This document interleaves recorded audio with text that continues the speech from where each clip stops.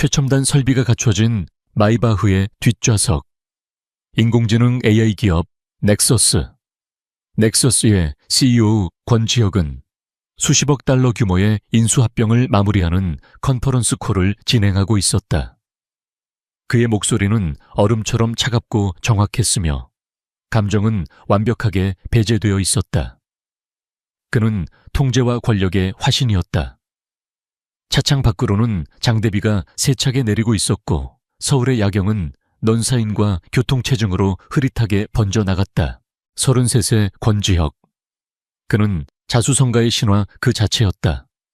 아무것도 가진 것 없던 청년 시절부터 시작해 오직 자신의 머리와 기술력만으로 대한민국 최고의 AI 기업을 일궈냈다.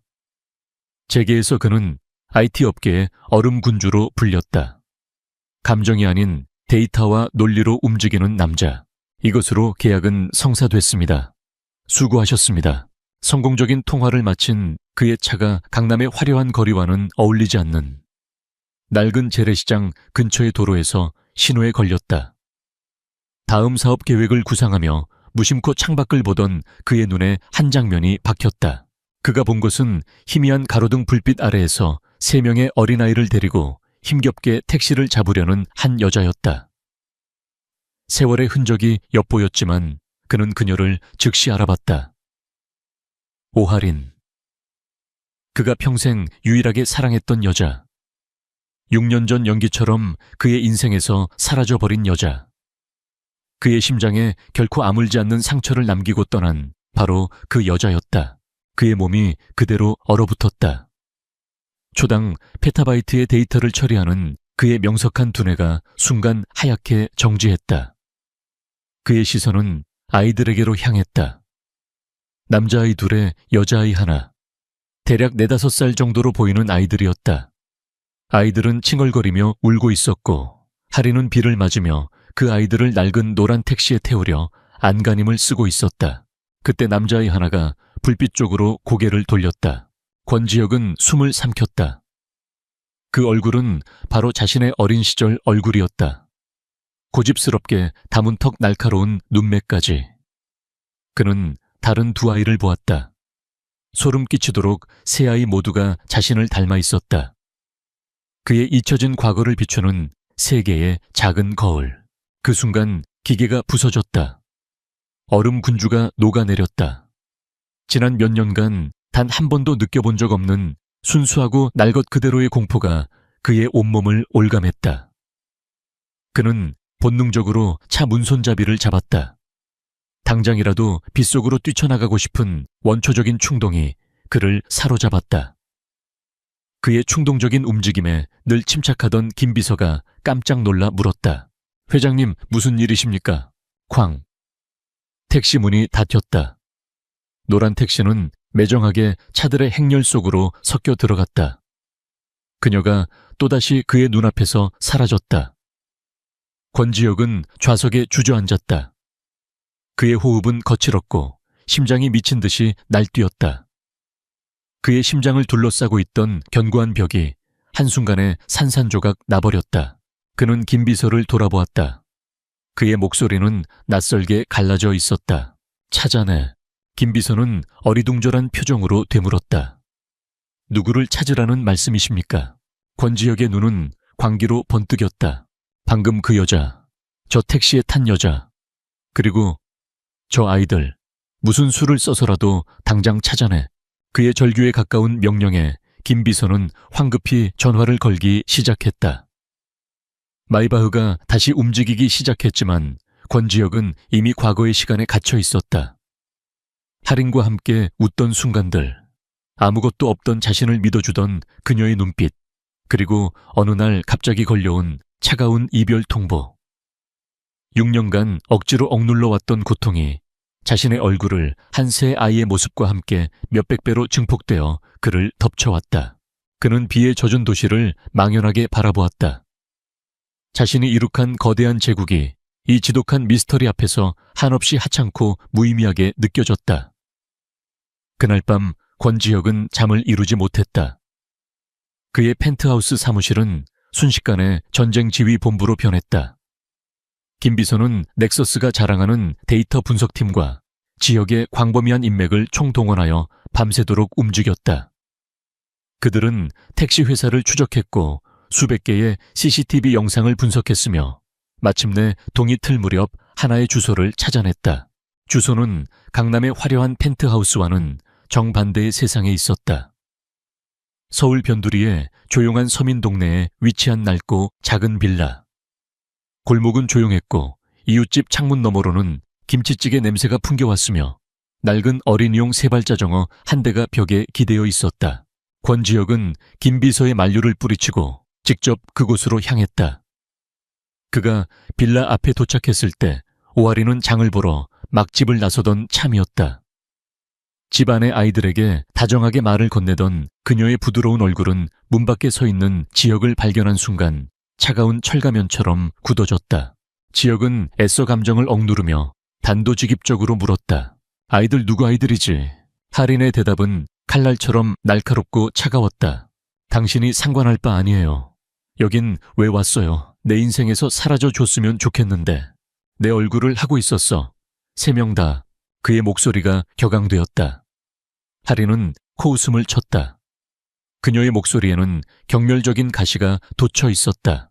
세상에 닮은 사람은 많죠. 권지혁 씨. 착각이 심하시네요. 이제 와서 왜 아는 척이죠? 6년 전에 나를 그렇게 버려놓고, 권지혁 씨라는 호칭이 나를 버려놓고 라는 말이 그의 심장을 찔렀다. 그는 자신이 아는 유일한 문제 해결 방식을 꺼내들었다. 원하는 게 뭐야? 돈 집 뭐든 말만 해. 네가 원하는 거 전부 다 해줄 수 있어. 그 말은 하린의 마지막 남은 인내심을 끊어버렸다. 그녀의 눈에서 지혁이 한때 사랑했던 그 불꽃이 타올랐다.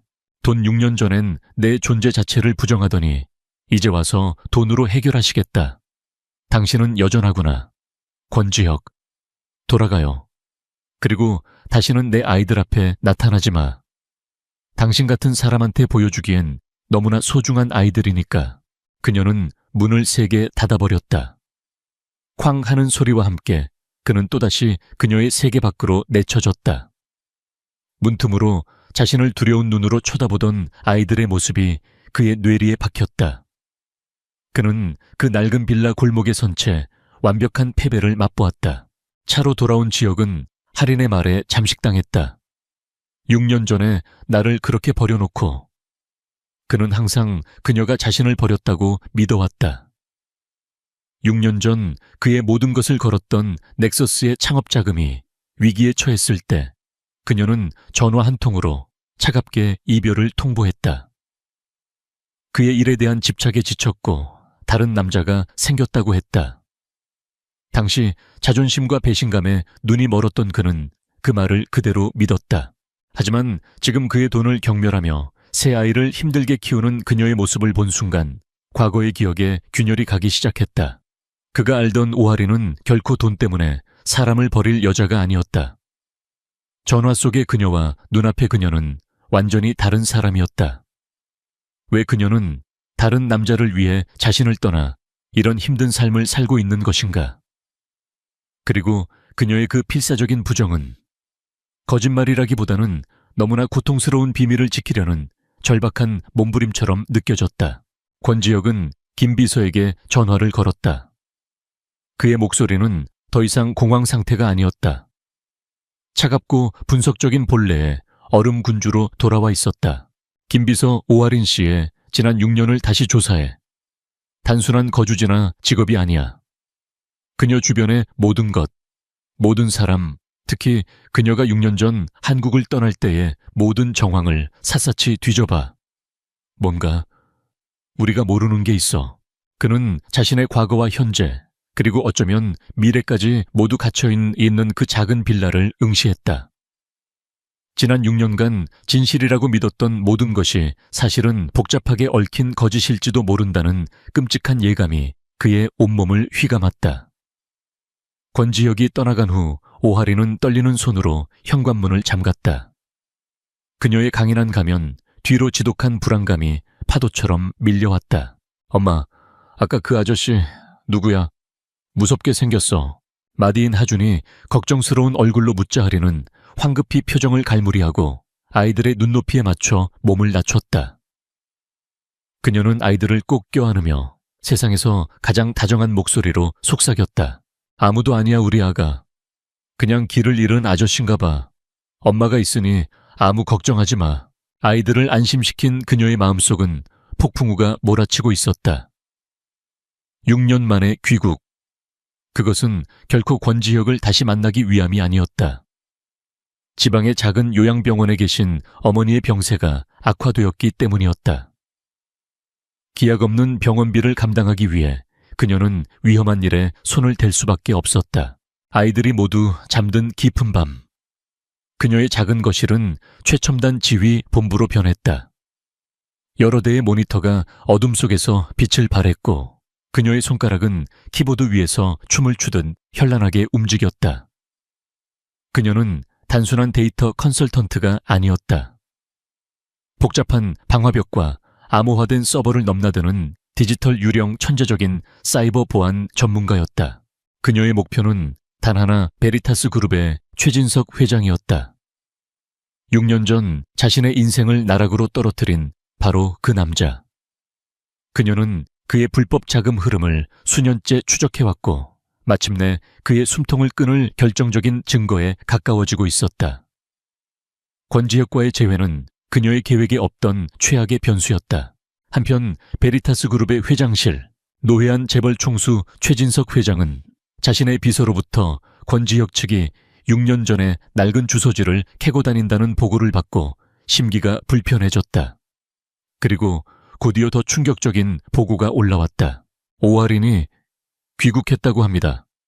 며칠 전 권지혁과 우연히 마주친 것 같습니다. 오할인. 그 이름을 듣는 순간 최진석의 눈빛이 뱀처럼 차가워졌다. 6년 전 권지혁의 유일한 약점이었던 총명하고 고집세던 그 어린 여자아이. 최진석의 뇌리에 과거가 스쳤다. 6년 전 부도 직전의 베리타스를 살리기 위해 그는 경쟁사 넥서스의 유망주였던 권지혁에게 기술 탈취 누명을 씌웠다. 하지만 당시 인턴 사원에 불과했던 오할인이 그의 디지털 조작 흔적을 발견해냈다. 최진석은 그녀를 따로 불러내어 거래를 제안했다. 권지혁의 누명을 벗겨주는 대신 그의 인생에서 영원히 사라지라고. 할인은 결국 권지혁을 위해 스스로 모든 것을 포기하고 떠났던 것이다. 그런 그녀가 돌아왔다. 최진석은 그녀가 입을 열까 두려웠다. 그는 먼저 움직이기로 결심했다. 그의 보이지 않는 손이 움직이기 시작하자 할인의 삶은 순식간에 벼랑 끝으로 내몰렸다. 그녀 어머니가 입원한 병원에서는 갑자기 밀린 병원비 전액을 즉시 납부하지 않으면 치료를 중단하겠다고 통보해왔다. 그녀가 프리랜서로 일하던 해외 계좌들은 해킹 공격을 받아 마비되었다.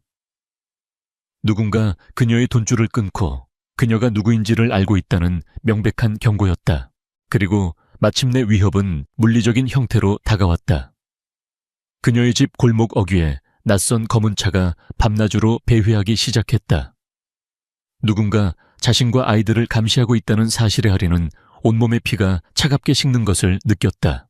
두려웠지만 그녀는 무너지지 않았다. 위협은 오히려 그녀의 복수심을 더욱 강하게 불태웠다. 그녀는 자신의 작은 집에 2중 3중의 보안 시스템을 설치하고 모든 중요 데이터는 자신이 직접 구축한 추적이 불가능한 암호화 클라우드 서버로 옮겼다. 시간이 없었다. 그러던 어느 날 저녁 그녀가 아이들을 데리고 놀이터에서 집으로 돌아오는 길이었다. 한 건장한 남자가 그녀와 일부러 어깨를 부딪히며 사진 한 장을 바닥에 떨어뜨렸다. 무심코 바닥을 본 할인의 심장이 멎는 듯 했다. 그것은 조금 전 놀이터에서 신나게 놀고 있던 자신의 새 아이들을 몰래 찍은 클로즈업 사진이었다. 남자는 사진을 주워들고는 의미심장하고 차가운 눈빛으로 그녀를 한번 쓱 쳐다보고는 인파 속으로 사라졌다. 우리는 내 아이들을 언제든 건드릴 수 있다. 소리 없는 협박. 할인은 그 자리에 얼어붙은 채 아이들의 작은 손을 필사적으로 움켜쥐었다. 그녀의 얼굴은 공포와 동시에 차가운 사리로 하얗게 질려 있었다. 과거의 망령은 이제 단순한 기억이 아니었다. 그녀가 세상에서 유일하게 사랑하는 존재들을 위협하는 실제하는 악마가 되어 돌아온 것이다. 권지혁은 넥서스의 업무를 거의 내팽개치다시피 하고 과거의 진실을 파헤치는 데에만 몰두했다. 그의 집무실은 24시간 불이 꺼지지 않았고 그의 광적인 집착에 비서실과 법무팀은 비상사태에 돌입했다. 그의 지시는 단 하나였다. 6년 전 오하린이 떠나던 시점과 맞물렸던 넥서스의 기술 유출 누명 사건을 처음부터 다시 재검토하라. 넥서스의 최첨단 AI 포렌식 분석 시스템이 가동되자 6년 전 경찰조차 발견하지 못했던 미세한 흔적들이 드러나기 시작했다. 당시 그의 서버에서 발견되었다는 도난된 소스 코드는 사실 외부에서 정교한 백도어를 통해 심어진 것이었다. 그리고 그 해킹의 디지털 서명은 베리타스 그룹 소유의 IP 주소 블록을 가리키고 있었다. 진실의 윤곽이 드러나는 순간 지혁은 온몸의 피가 역류하는 듯한 충격을 받았다. 그는 완벽하게 함정에 빠졌던 것이다. 모든 퍼즐 조각이 섬뜩하게 맞춰졌다. 자신이 누명을 썼던 시점과 할인이 이별을 통보한 시점은 정확히 일치했다. 그녀의 차가운 목소리, 부자연스러웠던 이별의 이유. 그것은 배신이 아니라 자신을 구하기 위한 필사적인 연극이었을지도 모른다. 그는 아무것도 희생하지 않았지만 그녀는 모든 것을 희생하고 그의 곁을 떠나야만 했다. 죄책감이 그의 숨통을 조여왔다. 그의 분노는 이제 오하린이 아닌 진짜적 최진석 회장을 향했다. 지혁이 과거를 파헤치는 동안 할인은 현재의 전쟁을 치르고 있었다. 아이들을 향한 협박은 그녀를 더 이상 수비적인 태도에 머무르게 하지 않았다. 그녀는 방역을 시작했다. 정면 대결로는 승산이 없었다. 그래서 그녀는 그들의 시스템 속 유령이 되기로 했다. 그녀는 베리타스 그룹이 해외 투자사와 진행 중이던 극비 협상을 타겟으로 삼았다. 그녀는 돈을 훔치거나 정보를 빼내지 않았다. 대신 협상의 가장 결정적인 순간에 그들의 내부 통신망을 교란시켜 핵심 데이터 패킷이 지연되거나 손상되도록 만들었다. 이 미세한 교란으로 인해 협상은 파탄이 났고 베리타스는 수십억 달러의 투자금을 놓쳤다. 최진석 회장은 보이지 않는 공격에 길길이 날뛰었지만 누가 한 짓인지 증거를 잡을 수는 없었다. 동시에 그녀는 베리타스의 서버 깊숙한 곳에 디지털 도청 장치들을 심어놓고 있었다. 그녀는 최진석이 횡령과 뇌물을 위해 사용하던 유령 회사와 해외 계좌들의 거대한 네트워크를 발견하기 시작했다. 이것은 단순한 복수가 아니었다. 그를 법적으로 완전히 파멸시킬 수 있는 증거 수집이었다. 자신이 보이지 않는 공격을 당하고 있다는 사실에 분노한 최진석은 할인의 행방을 찾는데 혈안이 되었다. 마침내 그의 부하들은 그녀의 어머니가 입원한 병원을 알아냈다. 할인은 어머니의 병원 기록에 누군가 접근하려 한다는 보안 경고를 받고 심장이 내려앉는 것 같았다. 그녀는 즉시 그동안 모아둔 돈으로 어머니를 다른 안전한 시설로 옮기고 모든 기록을 위장했다. 최진석의 부하들이 병원에 닥쳤을 때 이미 그곳엔 아무런 흔적도 남아있지 않았다. 하지만 할인이 모르는 사실이 있었다. 권지혁 역시 최진석의 움직임을 감시하고 있었다는 것이다. 그가 할인 어머니의 병원에 손을 쓰려 한다는 것을 감지한 지혁은 할인에게 정체를 드러내지 않은 채 조용히 그녀를 보호하기 시작했다. 그는 자신의 영향력을 이용해 병원의 전산 시스템을 점검을 핑계로 일시적으로 마비시켰고 병원 주변에 사설 경호 인력을 풀어 최진석의 부하들이 더 이상 접근하지 못하도록 만들었다. 그는 이제 공식적으로는 존재하지 않는 자신의 가족을 위한 보이지 않는 방패가 되어주고 있었다. 고요한 전쟁은 극으로 치닫고 있었다. 권지혁은 자신의 사무실에서 6년 전 베리타스 그룹이 어떻게 자신에게 누명을 씌웠는지를 상세히 분석한 최종 보고서를 읽고 있었다. 그의 얼굴은 차가운 분노로 일그러져 있었다. 그는 김 비서에게 나직이 말했다. 최진석, 그 늙은 여우를 사냥할 시간이다. 같은 시각 하리는 아이들이 잠든 임시 거처에서 최진석의 불법 금융 네트워크의 핵심 줄기를 찾아낸 화면을 보고 있었다. 그녀는 승리를 확신하며 혼잣말을 내뱉었다. 이제 거의 다 왔어. 조금만 더. 서로의 행동을 알지 못한 채 두 사람은 이제 같은 목표물을 향해 칼을 겨누고 있었다. 조용했던 전쟁은 이제 전면전으로 번지기 직전이었다. 착찬 로이, 도이세팁툭 với Nam. 권지혁의 선전포고는 넥서스 그룹의 긴급 이사회에서 시작되었다. 그는 임원들의 경악과 반대에도 불구하고 중견 건설사인 태영건설에 대한 적대적 M&A를 공식적으로 선언했다. AI 기업인 우리가 왜 건설사를 인수해야 합니까? 임원들은 혼란에 빠졌다. 권지혁은 자신의 개인적인 복수심을 숨긴 채 냉철한 사업 논리를 펼쳤다. 태영건설은 저평가된 우량 기업이며 넥서스가 추진하는 스마트시티 사업에 핵심적인 역할을 할 수 있다는 것이 그의 명분이었다. 하지만 그의 진짜 목표는 태영건설이라는 회사가 아니었다.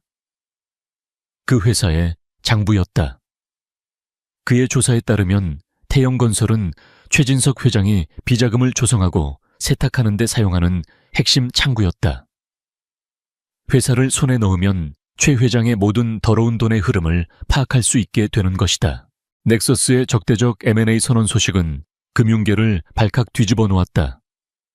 최진석 회장은 허를 찔렸다. 그는 이것이 단순한 사업 확장이 아닌 자신을 향한 직접적인 공격임을 직감했다. 그는 태영건설을 지키기 위해 모든 자원을 총동원하여 주식을 사들였다. 거대한 자본을 가진 두 거인의 전쟁이 주식시장에서 공개적으로 시작되었다. 안전가옥에 몸을 숨기고 있던 오하리는 뉴스를 통해 이 모든 상황을 지켜보고 있었다. 그녀는 즉시 권지혁의 전략을 간파했다. 그가 최 회장을 공격하고 있다는 사실을. 하지만 그녀는 그가 놓치고 있는 것도 알고 있었다. 최 회장의 회계장부는 평범한 방법으로는 절대 해독할 수 없는 몇 겹의 정교한 암호화 시스템으로 보호되어 있다는 사실을. 권지혁이 거대한 망치를 들었다면 그 자물쇠를 열 수 있는 열쇠는 오직 자신만이 가지고 있었다. 그녀는 작은 암호화 데이터 패킷 하나를 만들었다. 그 안에는 모든 증거가 아닌 태영건설의 회계 소프트웨어를 해독할 수 있는 특수한 디크립션 알고리즘이 담겨 있었다. 그녀는 추적이 불가능한 네트워크를 통해 금융감독원의 비리 제보 라인으로 그 데이터 패킷을 전송했다.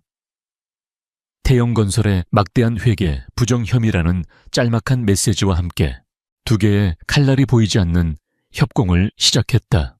신뢰할 수 있는 제보와 암호를 풀 수 있는 결정적인 도구를 손에 넣은 금융감독원은 M&A 전쟁이 한창이던 태영건설에 대한 특별 회계감사에 전격 착수했다. 최진석 회장은 이제 두 개의 전선에서 싸워야 하는 처지가 되었다. 권지혁의 자금 공세와 대한민국 정부의 법적 공세. 그는 공황 상태에 빠졌고 그를 향한 여론의 압박은 극에 달했다. 권지혁은 금융감독원의 압수수색 뉴스를 보며 전율했다. 너무나도 완벽한 타이밍, 악명 높던 태영건설의 철벽 보안 시스템이 이렇게 쉽게 뚫린 것은 우연이 아니었다. 누군가 자신과 함께 이 전쟁을 치르고 있다는 것을 직감했다.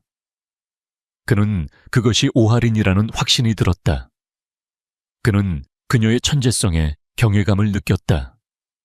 그녀는 더 이상 자신이 구해야 할 피해자가 아니었다. 자신만의 방식으로 싸우는 위대한 전사였다. 하린 역시 자신의 행동이 어떤 나비 효과를 일으켰는지 지켜보고 있었다. 권지혁의 요란한 정면 공격이 자신이 보낸 조용한 암살자, 즉 익명의 제보가 완벽하게 임무를 수행할 수 있는 판을 깔아준 셈이었다. 그녀는 6년 만에 처음으로 권지혁을 향한 분노나 원망이 아닌 그의 대담함에 대한 묘한 경외심을 느꼈다. 궁지에 몰린 최진석 회장은 이성을 잃었다. 그는 이 모든 문제의 뿌리를 제거하기로 결심했다. 그는 부하들에게 지시를 내렸다. 더 이상 협박이나 감시가 아니었다. 오하린의 아이들 중 하나를 납치하여 그녀와 권지혁 모두를 협박할 인질로 삼으라는 악마의 명령이었다. 그날 오후 하린은 아무것도 모른 채 동네의 작은 공원에서 새 아이와 함께 평화로운 시간을 보내고 있었다. 그리고 그 모습을 최 회장의 부하들이 어두운 눈으로 지켜보고 있었다. 조용했던 전쟁이 이제 피를 부르는 잔혹한 현실이 되기 직전이었다. 공원의 해, 진력. 오하린은 아이들이 노는 모습을 보며 잠시 시름을 잊고 있었다. 바로 그때 음흉한 눈빛에 사내들이 흩어져서 그들 주위를 포위하듯 다가오고 있었다. 하린이 위험을 직감하고 아이들을 불러 모으려던 순간 한 남자가 딸 혜운을 향해 손을 뻗었다. 안 돼. 하린의 비명이 터져 나왔지만 남자의 손이 아이에게 닿기 직전 다른 그림자들이 나타났다. 귀에 이어피스를 꽂은 검은 양복의 남자들. 그들은 유령처럼 나타나 순식간에 최진석 회장의 부하들을 제압했다. 짧지만 일방적인 싸움이었다. 상황이 정리되자 낯익은 얼굴 김 비서가 하린에게 다가왔다. 괜찮으십니까, 오하린 씨? 하린은 충격과 경계심으로 아이들을 자신의 등 뒤로 숨겼다. 어떻게, 당신들이 왜 여기에? 권 회장님의 지시입니다. 며칠 전부터 혹시 모를 위협에 대비해 저희가 멀리서 지켜보고 있었습니다. 권지혁이. 그가 자신을 보호하고 있었다. 하린의 마음속이 복잡하게 요동쳤다. 하지만 이제 더 이상 혼자서 싸울 수 없다는 것을 깨달았다. 최진석의 마수는 아이들에게까지 뻗쳐왔다. 이 전쟁을 끝내야만 했다. 김 비서는 하린에게 다음 날 열릴 베리타스 그룹의 긴급 주주총회에 대한 이야기를 전했다. 권지혁이 그곳에서 최후의 일격을 가할 것이라고. 그는 권지혁의 말을 대신 전했다. 최 회장을 완전히 끝낼 수 있는 마지막 열쇠는 오직 당신만이 가지고 있다고 하셨습니다. 하린은 결심했다. 그녀는 김 비서에게 작은 암호화 USB 드라이브 하나를 건넸다. 그 안에는 6년 전 최진석 회장이 자신을 협박했던 지옥 같은 그날의 대화가 담겨 있었다. 그들의 보이지 않던 연대는 이제 의식적인 동맹이 되었다. 다음 날 베리타스 그룹의 주주총회장. 장의 분위기는 살얼음판 같았다. 최진석 회장은 M&A를 방어하고 투자자들을 안심시키려 애썼지만 그의 얼굴에는 초조함과 피로가 역력했다. 그때 권지혁이 회의장 안으로 들어섰다. 그는 적대적 M&A를 시도하는 침략자가 아닌 상당한 지분을 확보한 주요 주주의 자격으로 참석했다. 그는 연단에 올라섰다. 그는 비난이나 폭로 대신 데이터로 이야기했다. 금융감독원 감사에서 확보된 자료, 즉 하린이 제보한 알고리즘으로 해독된 최진석의 비자금 흐름이 스크린에 펼쳐졌다. 수십 년간 이어진 그의 횡령과 배임의 역사가 거미줄처럼 복잡한 도표가 되어 모든 주주들 앞에 드러났다. 회의장은 순식간에 아수라장이 되었다. 궁지에 몰린 최진석은 모든 것을 부인하며 발악했다. 그는 권지혁을 손가락으로 가리키며 외쳤다. 이 모든 것은 저자가 꾸며낸 거짓입니다. 저자는 6년 전에도 우리 기술을 훔치려 했던 범죄자입니다. 저런 범죄자의 말을 믿어선 안 됩니다. 그는 6년 전의 누명을 자신의 마지막 방패로 삼으려 했다. 권지혁은 그를 차갑게 내려다보았다. 바로 이 순간을 기다려왔다. 범죄자라고요. 좋습니다. 그렇다면 6년 전의 진실에 대해 한번 이야기해볼까요? 최 회장님, 그가 신호를 보내자 회의장의 조명이 어두워지고 스크린이 다시 켜졌다. 이번에는 데이터가 아니었다. 오디오 파일의 파형이 화면 위에서 떨리고 있었다. 그리고 6년 전 그날의 목소리가 회의장 전체에 울려 퍼졌다. 최진석의 젊지만 지금과 똑같이 잔인한 목소리. 그리고 겁에 질린 어린 하린의 목소리. 최진석 권지혁을 저 차가운 감옥에 보내고 싶지 않다면 네가 떠나. 조용히. 그놈 인생에서 영원히 사라지라고. 오하린, 제가 어떻게 해야 하죠? 최진석 다른 남자가 생겼다고 해. 그놈의 집착에 질렸다고 해. 그리고 다시는 돌아오지 마. 단 한 번이라도 내 눈에 띄거나 연락하는 날엔 권지혁은 내 손에 죽어. 명심해. 녹음이 끝나자 회의장에는 숨막히는 침묵만이 흘렀다. 모든 것이 명백해졌다. 권지혁은 범죄자가 아니었다. 오하리는 배신자가 아니었다. 그녀는 사랑하는 남자를 구하기 위해 스스로를 희생한 영웅이었다. 진짜 범죄자는 이 모든 비극을 연출한 최진석 회장이었다. 최진석은 자신의 의자에 주저앉아 완전히 파괴된 표정으로 허공을 응시했다. 권지혁은 승리했지만 그의 얼굴에는 기쁨 대신 할인의 희생의 깊이를, 비로소 깨달은 자의 깊은 고통과 슬픔이 서려 있었다. 진실의 장막은 거쳤지만 그 대가는 너무나도 참혹했다. 회의장 밖에서 경찰 사이렌 소리가 점차 가까워져 오는 가운데 권지혁은 스크린을 보며 과거에서 온 할인의 떨리는 목소리를 머릿속에서 몇 번이고 되뇌고 있었다. 최진석 회장의 몰락은 한 시대의 끝을 의미했다. 베리타스 그룹은 수사와 대중의 분노 속에서 공중분해되었고 최 회장은 남은 여생을 차가운 감옥에서 보내게 되었다.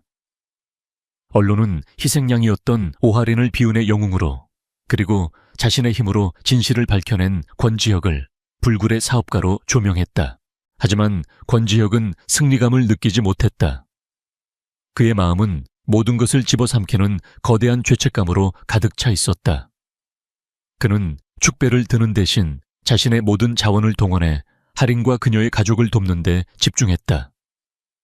그는 익명으로 그녀 어머니의 병원비를 모두 지불하고 국내 최고의 의료진에게 치료를 받을 수 있도록 조치했다. 또한 아이들의 미래를 위해 아무도 추적할 수 없는 거액의 신탁펀드를 조성했다. 그는 이 모든 일을 할인에게 직접 연락하지 않고 조용히 그녀의 시간을 존중하며 진행했다. 오하리는 마침내 최진석이라는 악몽에서 벗어나 완전한 자유를 얻었다. 그녀는 안전 가옥을 떠나 햇살이 잘 드는 아늑한 아파트로 이사했다. 그녀의 실력은 업계에 알려져 이제는 음지가 아닌 양지에서 최고의 대우를 받으며 일하게 되었다. 모든 것이 제자리를 찾은 듯 했지만 그녀의 마음 한구석에는 설명할 수 없는 공허함이 남아있었다. 지난 6년간 그녀를 달리게 했던 복수라는 목표가 사라진 지금 그녀는 앞으로의 삶을, 특히 권지혁과 아이들의 아빠라는 존재에 대해 어떻게 해야 할지 결정해야 했다. 얼마간의 시간이 흐른 후 권지혁은 마침내 그녀를 찾아갔다. 그는 그녀의 새 아파트 앞에서 초조하게 그녀를 기다렸다. 마침내 문을 열고 나온 할인과 마주했을 때 그들 사이의 공기는 이전의 대치 상황과는 완전히 달랐다. 조용하고 무겁고 슬펐다. 그는 어떤 요구도 하지 않았다. 그저 그녀 앞에 서서 진심을 담아 무너지는 마음으로 사과했다. 내가 틀렸었어, 할인아. 그는 그녀를 믿지 못했던 것뿐만 아니라 자신의 야망에 눈이 멀어 그녀의 고통을 보지 못했던 자신의 어리석음을 사과했다. 그는 자신의 나약함을 인정했고 그녀의 위대했던 희생 앞에 자신이 얼마나 자격 없는 사람이었는지를 고백했다. 그는 연인으로서의 두 번째 기회를 구걸하지 않았다. 그의 부탁은 훨씬 더 간절하고 겸손한 것이었다. 나는 아버지가 될 자격이 없다는 거 알아. 하지만 아이들에게는 아버지가 필요할지도 몰라. 내가 그 아이들의 삶에 들어가도 될지 그 결정은 네가 해줘. 어떤 결정이든 나는 존중할게. 그는 모든 결정권을 그녀에게 넘겼다. 할인은 오랫동안 침묵했다. 그녀의 마음속에서 수만 가지 감정이 교차했다. 그녀는 눈앞에 완전히 부서지고 진심으로 참회하는 남자를 보았다. 얼음 군주도 혼란에 빠진 남자도 아니었다. 그녀를 향한 미안함으로 영혼까지 무너져 내린 한 남자만이 서 있었다. 그녀는 즉답을 하지 않았다. 대신 낮은 목소리로 말했다. 내일 오후 아이들과 공원에 갈 거예요. 그것은 허락이 아니었다. 하지만 초대였다. 닫혔던 문을 아주 조금 열어 보이는 신호였다. 다음 날 오후 햇살이 눈부신 공원. 새아이는 그네를 타며 즐겁게 웃고 있었다. 하리는 벤치에 앉아 그 모습을 평화롭게 지켜보고 있었다. 그때 권지혁이 나타났다. 그의 손에는 아이들의 수만큼 알록달록한 연 3개가 들려 있었다. 그는 어색하고 긴장된 모습으로 아이들에게 다가갔다. 마디 하준이 그를 빤히 쳐다보며 물었다. 아이의 순수한 질문이었다. 아저씨, 우리 아빠예요. 공기 중에 무거운 침묵이 흘렀다. 지혁은 어떻게 대답해야 할지 몰라 할인을 돌아보았다. 그녀는 아주 작게, 거의 눈에 띄지 않게 고개를 끄덕여 주었다. 지혁은 아이의 눈높이에 맞춰 무릎을 꿇었다. 그의 눈에 눈물이 차올랐다. 응, 아빠가 너무 늦게 와서 미안해. 이야기의 마지막은 IT 업계의 거물이자 냉철한 승부사였던 권지혁이 새 아이와 함께 연을 날리려다 제풀에 넘어지고 함께 웃는 모습이었다. 하리는 벤치에 앉아 그 모습을 바라보았다. 그녀의 얼굴에는 복잡하지만 더없이 온화하고 아름다운 미소가 피어 있었다. 폭풍은 끝났다. 그들의 미래는 아직 정해지지 않았지만 아주 오랜만에 처음으로 그 미래는 평화와 행복의 가능성으로 가득 차 있었다. 김민준의 세상은 온통 하얀색이었다. 눈을 멀게 할 듯한 형광등 불빛 차갑게 광을 내는 대리석 바닥. 그리고 그 위를 소리 없이 오가는 의료진들의 흰 가운까지. 대한민국 최고의 의료기술이 집약된 세종의료원의 첫인상은 그에게 경외감보다는 위압감으로 다가왔다. 지방의 작은 병원에서 받은 진료 의뢰서 한 장을 들고 상경한 그는 마치 거대한 강물에 떠내려온 나무집처럼 무력했다. 그의 곁에는 이동식 침대에 누운 딸 유나가 있었다. 12살 한창 친구들과 웃고 떠들며 뛰어놀 나이에 아이는 여튼 숨을 몰아쉬고 있었다. 확장성 심근병증. 처음 듣는 병명은 사형선고나 다름없었다. 심장이 제 기능을 못해 풍선처럼 부풀어 오르다 결국 멈추게 되는 병. 유일한 치료법은 심장 이식분이라고 했다. 아빠 나 괜찮아. 유나의 목소리는 신라처럼 가늘었지만 아빠를 안심시키려는 아이의 마음은 그 무엇보다 굳건했다. 민주는 애써 미소를 지으며 딸의 깡마른 손을 잡았다. 그 손의 온기만이 이 차가운 공간에서 그가 기댈 수 있는 유일한 것이었다. 그럼 우리 유나 씩씩하잖아. 여기서 제일 좋은 의사 선생님이 우리 유나 고쳐주실 거야. 거짓말이었다. 그는 아직 그 제일 좋은 의사 선생님의 얼굴조차 보지 못했다. 수소문 끝에 찾아온 세종의료원의 심장흉부외과 과장 박서준 박사. 사람들은 그를 신의 손이라 불렀다. 절망적인 상황에서도 기적을 만들어내는 외과에. 하지만 그 기적에는 대가가 따랐다. 민준이 평생을 모아 장만했던 작은 국밥집과 집을 처분하고 손에 쥔 돈은 이 거대한 병원에서는 하룻밤 입원비에도 미치지 못할 것 같은 불안감을 주었다. 접수 창구에서 한참을 기다린 끝에 그의 이름이 불렸다. 그는 유나의 침대를 밀며 심장흉부외과 외래 진료실이 모여있는 복도로 향했다. 복도는 시장처럼 붐볐다. 값비싼 옷을 차려입고 근심 어린 표정으로 대기하는 사람들 사이에서 그의 낡은 작업복 점퍼는 유독 눈에 띄었다. 사람들의 시선이 따갑게 느껴질 때마다 그는 고개를 숙였다. 박서준 교수님, 진료실 앞으로 가세요. 간호사의 무심한 안내에 따라 그는 복도 끝에 있는 진료실 문 앞에 섰다. 심장흉부외과 과장 박서준. 금색 명패가 그의 처지를 비웃는 듯 번쩍였다. 문이 열리고 안에서 말끔한 정장을 입은 중년 남자가 굳은 얼굴로 걸어 나왔다. 그는 민준을 위아래로 훑어보더니 못마땅하다는 듯 혀를 찼다. 그 시선에 담긴 경멸을 민준은 고스란히 느꼈다. 잠시 후 진료실 안에서 호출이 들렸다. 민준은 심호흡을 하고 유나의 침대를 밀고 안으로 들어갔다. 진료실은 생각보다 넓고 쾌적했지만 공기는 얼음장처럼 차가웠다. 거대한 책상 뒤에 앉아있는 남자가 바로 박서준이었다.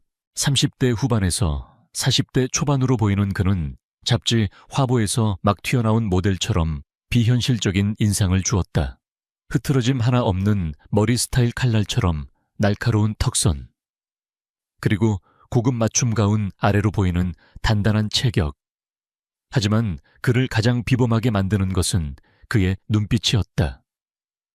모든 감정이 거세된 듯한 오직 눈앞의 데이터와 현상만을 꿰뚫어 보는 듯한 그 눈빛은 사람을 얼어붙게 만드는 힘이 있었다. 박서준은 민준과 유나에게는 눈길도 주지 않은 채 모니터에 떠있는 유나의 의료 기록과 영상 자료들을 검토하고 있었다. 손가락이 키보드 위를 빠르게 오갔다. 정적 속에서 들리는 것은 타자 소리와 유나의 희미한 숨소리, 그리고 민준 자신의 심장이 터질 듯이 뛰는 소리뿐이었다. 얼마나 지났을까? 박서준이 드디어 고개를 들었다. 그의 시선이 유나의 얼굴에 잠시 머물렀다가 곧바로 민준에게로 향했다. 김유나 환자 보호자 되십니까? 목소리마저도 온도라는 것이 느껴지지 않았다. 예, 맞습니다. 제가 아비입니다. 민준은 허리를 굽히며 대답했다.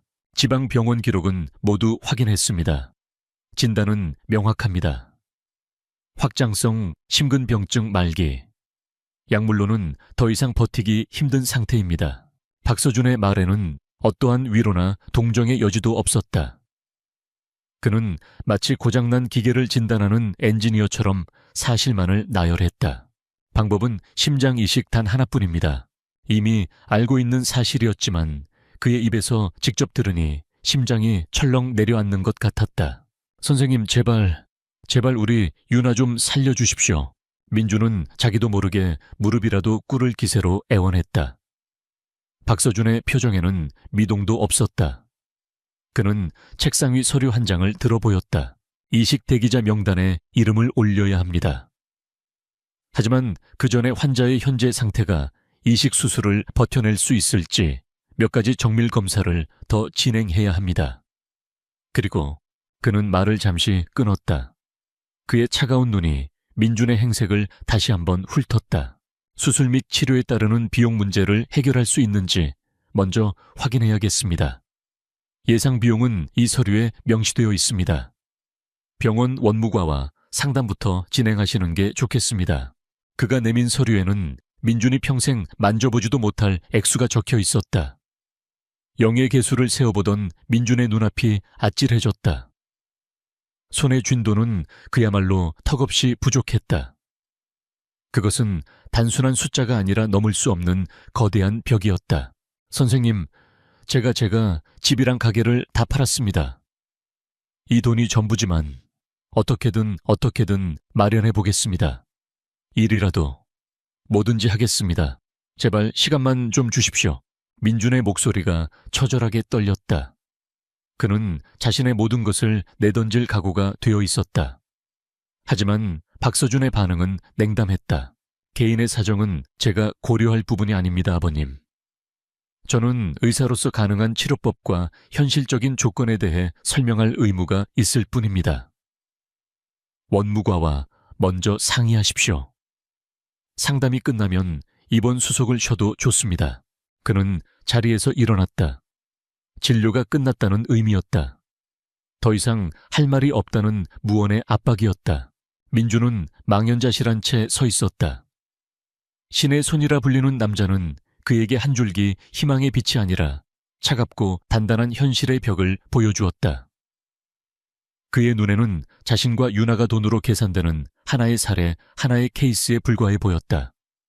어떠한 인간적인 연민도 공감도 찾아볼 수 없었다. 진료실을 나온 민준은 유나의 침대 옆에 주저앉을 뻔했다. 다리에 힘이 풀렸다. 유나가 걱정스러운 눈으로 그를 올려다보았다. 아바, 왜 그래? 의사 선생님이 뭐라고 하셔? 민준은 차마 딸에게 사실을 말할 수 없었다.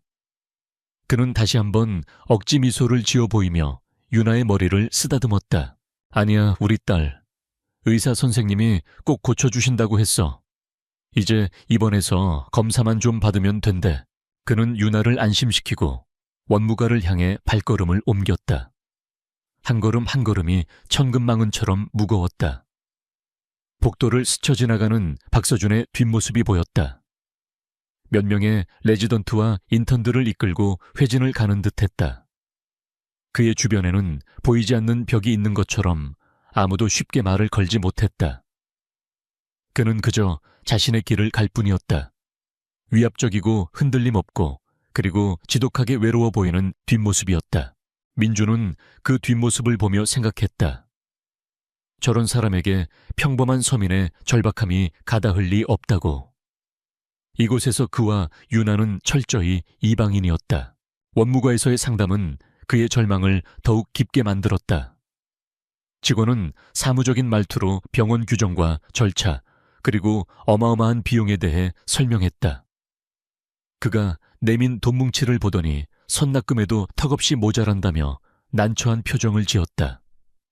사회복지팀과 연계해 지원받을 수 있는 프로그램을 알아보라는 의례적인 조언이 뒤따랐지만 그 과정이 얼마나 복잡하고 오래 걸릴지, 그리고 아픈 딸이 그 시간을 기다려줄 수 있을지는 아무도 장담할 수 없었다. 결국 그는 가진 돈의 대부분을 선납금으로 내고서야 겨우 입원 수속을 마칠 수 있었다. 유나는 다인실의 한쪽 구석 침대에 자리를 잡았다. 창문도 제대로 들지 않는 갑갑한 공간이었다. 다른 환자들의 신음소리와 보호자들의 지친 한숨소리가 방안을 가득 메웠다. 화려하고 깨끗했던 병원의 첫인상과 달리 이곳은 삶의 고통이 응축된 공간이었다. 민주는 밤늦도록 딸의 침대 옆을 지켰다. 잠든 유나의 얼굴은 천사 같았지만 가슴팍에 어지럽게 부착된 모니터링 장치들이 아이가 위중한 환자임을 끊임없이 상기시켰다. 삑삑하고 규칙적으로 울리는 기계음이 그의 심장을 옥죄었다. 그는 주머니에서 낡은 지갑을 꺼내 유일하게 남은 가족 사진을 보았다. 몇 년 전 병으로 세상을 떠난 아내와 그때까지만 해도 건강하게 웃고 있던 유나, 그리고 그 자신. 사진 속의 그는 지금보다 훨씬 젊고 행복해 보였다. 아내에게 그는 약속했었다. 목숨을 걸고서라도 유나를 지키겠다고. 하지만 지금 그는 아무것도 할 수 없다는 무력감에 사로잡혀 있었다. 그때 병실 문이 조용히 열렸다. 회진을 마친 듯한 박서준이 예고 없이 들어왔다. 그는 다른 환자들은 거들떠보지도 않고 곧장 유나의 침대로 다가왔다. 민주는 벌떡 일어섰다. 박서준은 유나의 상태를 체크하는 모니터를 잠시 응시하더니 아이의 발치에 걸린 차트를 들어 내용을 확인했다. 그의 얼굴은 여전히 무표정했다. 상태는 안정적이지만 심박 출량이 계속 떨어지고 있습니다. 내일 오전 추가적인 심장 초음파 검사를 진행하겠습니다. 그는 민준에게 말했지만 시선은 차트에 고정되어 있었다. 예, 알겠습니다. 선생님, 보호자분은 식사하셨습니까? 예상치 못한 질문에 민준은 잠시 당황했다. 아, 예, 괜찮습니다. 여기 있는다고 환자의 상태가 나아지는 건 아닙니다. 보호자도 체력을 아끼셔야 합니다. 그 말은 위로처럼 들릴 수도 있었지만 그의 말투에는 여전히 온기가 없었다. 그저 또 하나의 의학적 권고, 그 이상도 이하도 아니었다. 그는 차트를 제자리에 걸어놓고 몸을 돌렸다. 민주는 무언가에 이끌린 듯 다급하게 그의 앞을 막아섰다. 선생님, 박서준이 걸음을 멈추고 그를 돌아보았다. 그 차가운 눈빛에 민주는 순간 할 말을 잃었다. 무슨 말을 해야 할까? 돈을 마련할 테니 제발 포기하지 말아달라고 빌어야 할까? 아니면 20년 전 자신이 베풀었던 작은 온정에 대해 이야기해야 할까? 하지만 지금의 그에게 과거의 이야기가 무슨 소용이 있을까? 초라한 행색의 아저씨가 늘어놓는 신세 타령으로밖에 들리지 않을 터였다. 결국 그의 입에서 나온 말은 가장 원초적인 한마디였다. 우리 유나, 살 수 있는 거죠? 그의 목소리에는 물에 빠진 사람이 지푸라기라도 잡으려는 절박함이 담겨 있었다. 박서준은 잠시 그를 말없이 바라보았다. 그 짧은 순간 민주는 그의 눈동자에서 아주 미세한 흔들림을 본 것 같았다. 하지만 그것은 곧 사라지고 다시 얼음 같은 평온함이 그 자리를 채웠다. 최선을 다할 겁니다. 박서준은 그 말만 남기고 병실을 나갔다. 최선을 다하겠다는 의사의 상투적인 대답. 그러나 민준에게는 그 말이 세상에서 가장 멀고 공허한 약속처럼 들렸다. 그는 텅 빈 복도를 바라보며 주먹을 꽉 쥐었다. 절망이 그의 온몸을 휘감고 있었다. 이튿날 오전 김민주는 숨막히는 긴장감 속에서 딸의 심장 초음파 검사를 지켜봤다. 차가운 젤이 발라진 탐촉자가 유나의 작은 가슴 위를 미끄러질 때마다 모니터에는 희미하고 절망적인 심장의 움직임이 나타났다. 박서준 박사는 팔짱을 낀 채 미동도 없이 모니터를 응시했다.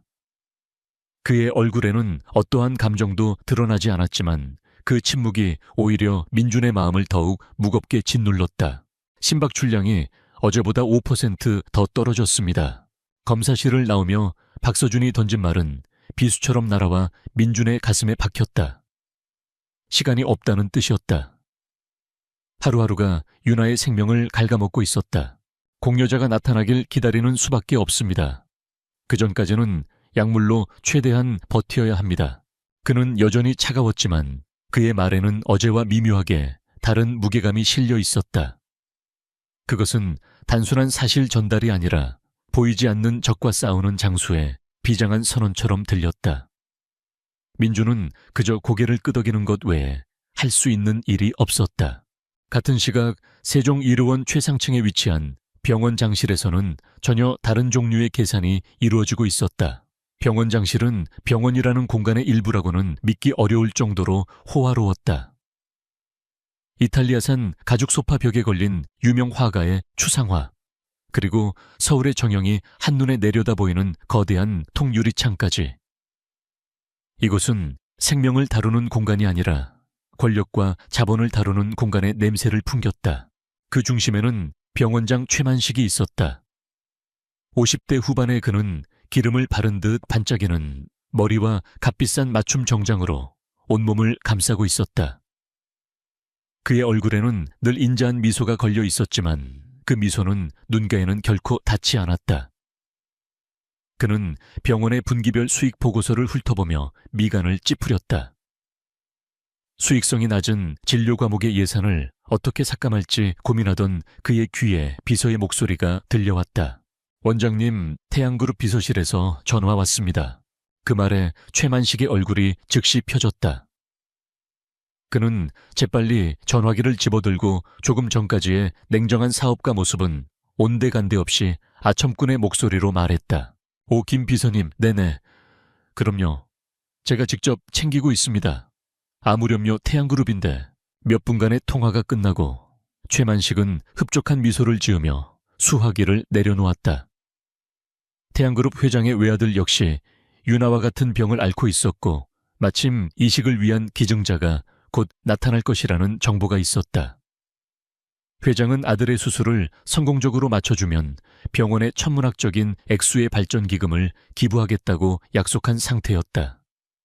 최만식에게 이것은 병원의 위상을 한 단계 끌어올리고 자신의 입지를 굳힐 절호의 기회였다. 그는 즉시 인터폰을 눌러 비서를 불렀다. 심장흉부외과 박서준 과장 지금 당장 내 방으로 오라고 해. 얼마 지나지 않아 박서준이 병원장실 문을 노크했다. 최만식은 평소에 인자한 미소를 지으며 그를 맞았다. 박 과장, 어서 오게. 자네는 우리 병원의 보물이야, 보물. 최만식은 박서준을 소파에 앉히고 직접 커피를 내왔다. 박서준은 말없이 그가 주는 커피를 받아들었지만 그의 눈은 경계를 늦추지 않고 있었다. 그는 최만식이 아무 이유 없이 자신에게 친절을 베풀 사람이 아니라는 것을 잘 알고 있었다. 요즘 많이 바쁘지.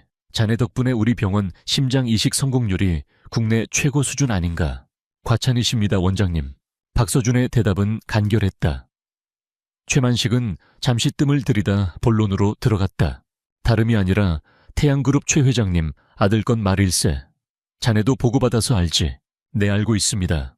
현재 이식 대기자 명단에 등록되어 있고 상태는 안정적입니다. 그래. 그런데 말이야. 최만식은 몸을 앞으로 기울이며 목소리를 낮췄다. 곧 적합한 공여자가 나올 것 같다는 연락이 왔어. 최 회장님께서도 아주 기대가 크시더군. 이번 수술만 잘 되면 우리 병원에 대대적인 투자를 약속하셨네. 심혈관 센터를 독립된 건물로 지을 수 있을 정도의 액수야. 그의 눈이 탐욕으로 번들거렸다. 박서준의 표정에는 변화가 없었다. 이식 순서는 국립장기이식관리센터의 규정과 환자의 의학적 위급도에 따라 공정하게 결정됩니다. 박서준이 원론적인 대답을 내놓자 최만식의 미간이 미세하게 찡그려졌다. 물론이지. 나도 그 원칙을 모르는 바 아냐. 하지만 박 과장, 우리가 좀 더 유연하게 생각할 필요도 있지 않겠나. 그는 서류 한 장을 박서준 앞에 내밀었다. 유나의 진료 기록 요약본이었다. 서류를 보니 김유나라는 아이도 있던데, 공교롭게도 태양그룹 아드님과 혈액형이며 조직 한 권이 거의 일치하더군. 그런데 이 아이는 보호자 재정 상태가 영 좋지 않아. 수술 후 관리나 치료도 제대로 이어가기 힘들 가능성이 높아. 그것은 의사가 할 말이 아니었다. 환자의 목숨값을 돈으로 저울질하는 상인의 말이었다. 박서준의 눈빛이 순간 얼음처럼 차가워졌다. 환자의 경제적 능력은 수술 우선순위를 결정하는 기준이 될 수 없습니다. 이 사람아, 현실을 좀 보게. 우리가 자선사업가인가? 병원도 운영을 해야 할 것 아닌가? 김유나라는 아이, 안타깝지만 의학적으로도 이식 성공 후 예후가 태양그룹 아들보다 불투명해. 심장 기능이 너무 많이 손상됐어. 반면에 최 회장 아들은 아직 젊고 체력도 좋아. 어느 쪽이 더 성공 가능성이 높고 우리 병원에 이득이 되겠나? 최만식의 목소리가 점차 높아졌다. 그는 박서준의 원칙주의적인 태도가 못마땅하다는 듯 노골적으로 불쾌감을 드러냈다. 원장님, 박서준이 조용히 입을 열었다.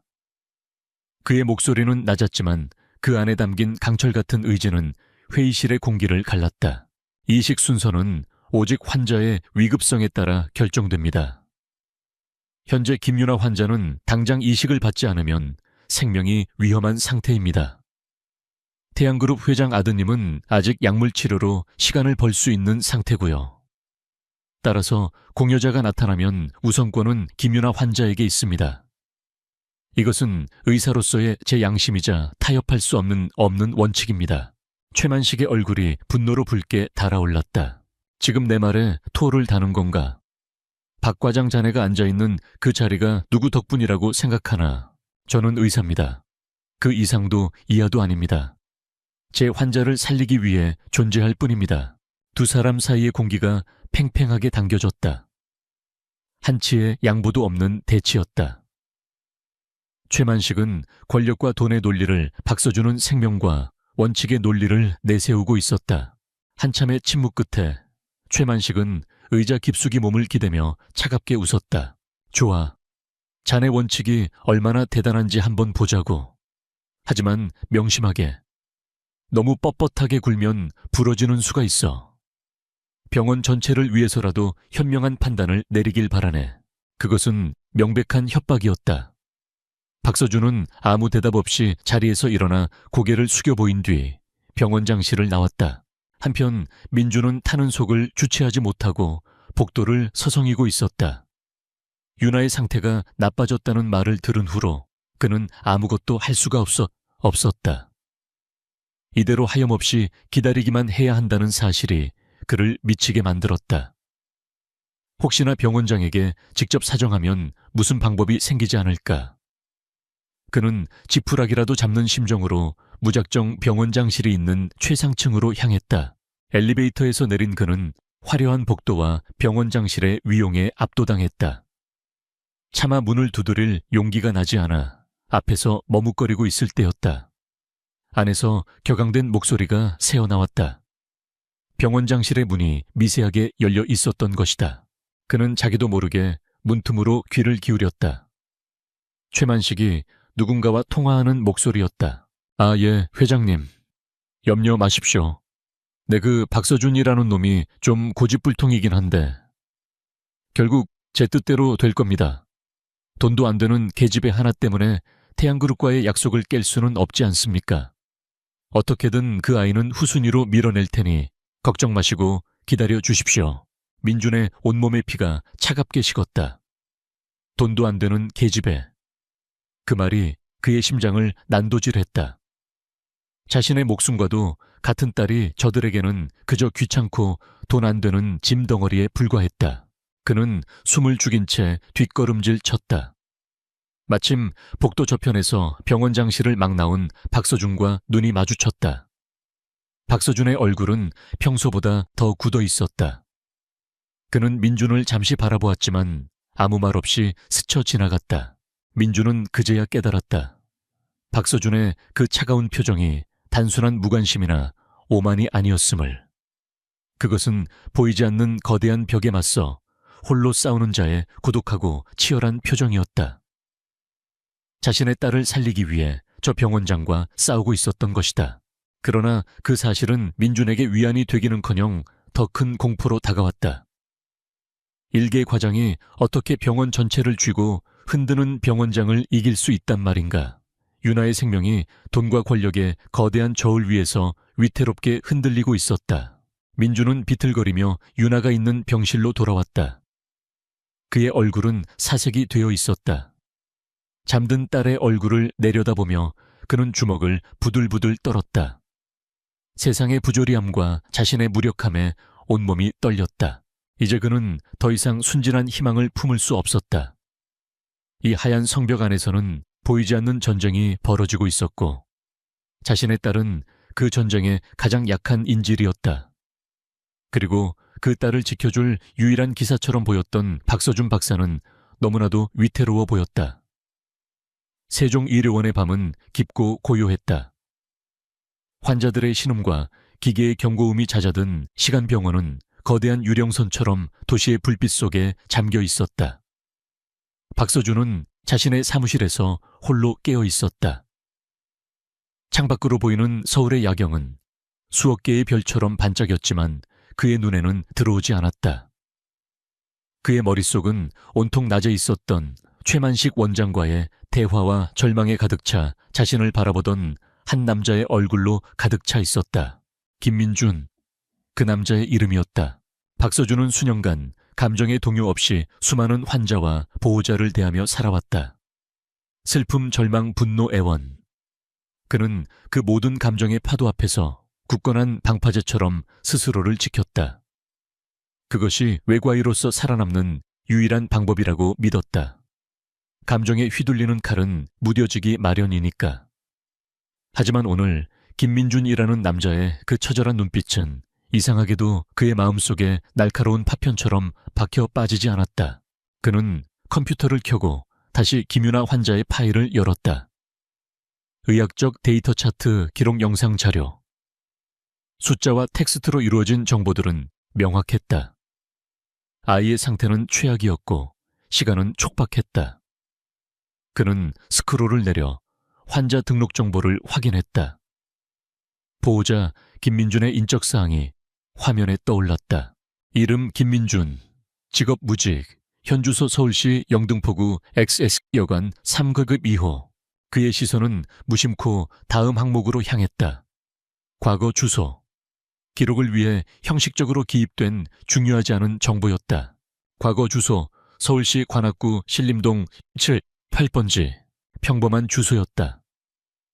하지만 그 옆 사업장 정보 선택라고 적힌 작은 칸에 입력된 두 단어가 그의 눈을 사로잡았다. 그 단어들을 본 순간 박서준의 심장이 쿵하고 바닥으로 떨어지는 듯했다.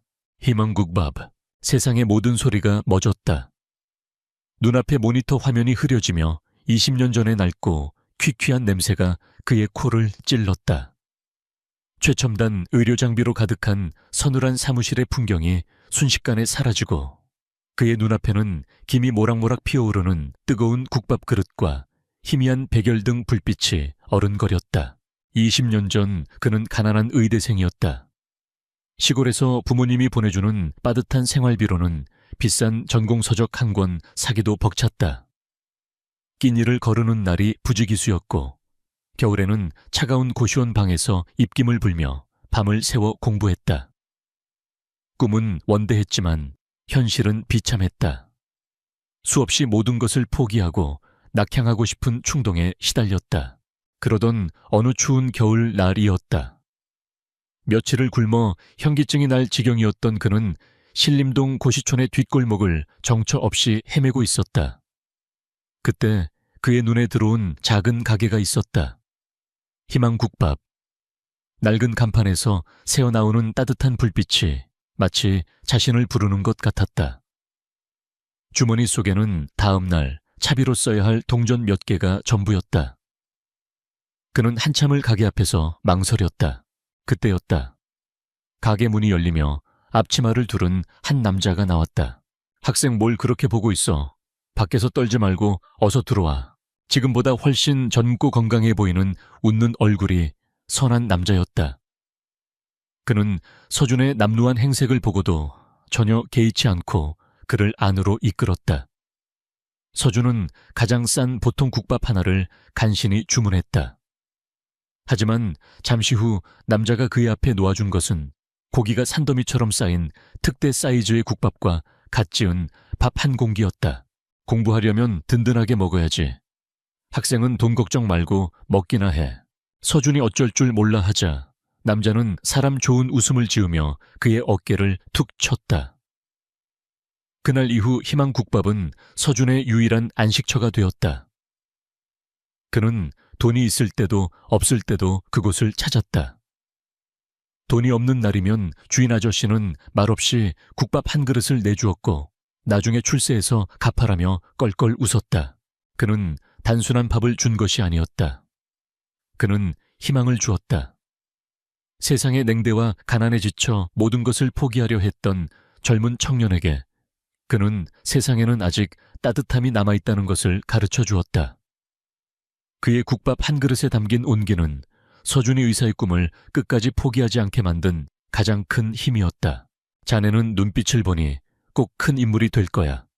나중에 훌륭한 의사 선생님 돼서 아픈 사람들 많이 고쳐주게. 투박하지만 진심이 담긴 격려. 늘 바쁘게 움직이면서도 온기를 잃지 않았던 그 거칠고 따뜻한 손. 서준은 단 한 번도 그를 잊은 적이 없다고 생각했지만 사실은 가장 중요한 것을 잊고 살았다. 성공이라는 이름 아래 그는 과거 자신의 가장 비참했던 시절을 지탱해준 온기를 잊고 있었다. 아, 아저씨. 박서준의 입에서 희미한 신음이 터져 나왔다. 그의 손이 가늘게 떨리고 있었다. 진료실에서 절박한 눈으로 자신을 올려다보던 그 초라하고 지친 중년 남자의 얼굴 위로 20년 전 따뜻한 국밥을 퍼주던 젊은 사장님의 얼굴이 겹쳐졌다. 동일 인물이었다. 그를 살렸던 사람이 이제 그의 앞에서 죽어가는 딸을 살려달라고 애원하고 있었다. 그 순간 박서준의 머릿속에서 모든 퍼즐 조각이 비명처럼 맞춰졌다. 김민준의 낡은 옷, 그의 처절했던 애원, 천문학적인 병원비를 감당할 수 없었던 그의 형편. 희망 국밥집을 운영하며 가난한 학생들에게 기꺼이 온정을 베풀던 그가 어째서 지금은 모든 것을 잃고 여관방을 전전하는 신세가 되었을까. 그리고 그의 소중한 딸은 죽어가고 있었다.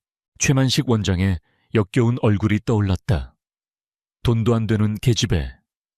그 말이 박서준의 뇌리를 다시 한번 후려쳤다. 분노가 그의 온몸을 집어삼켰다.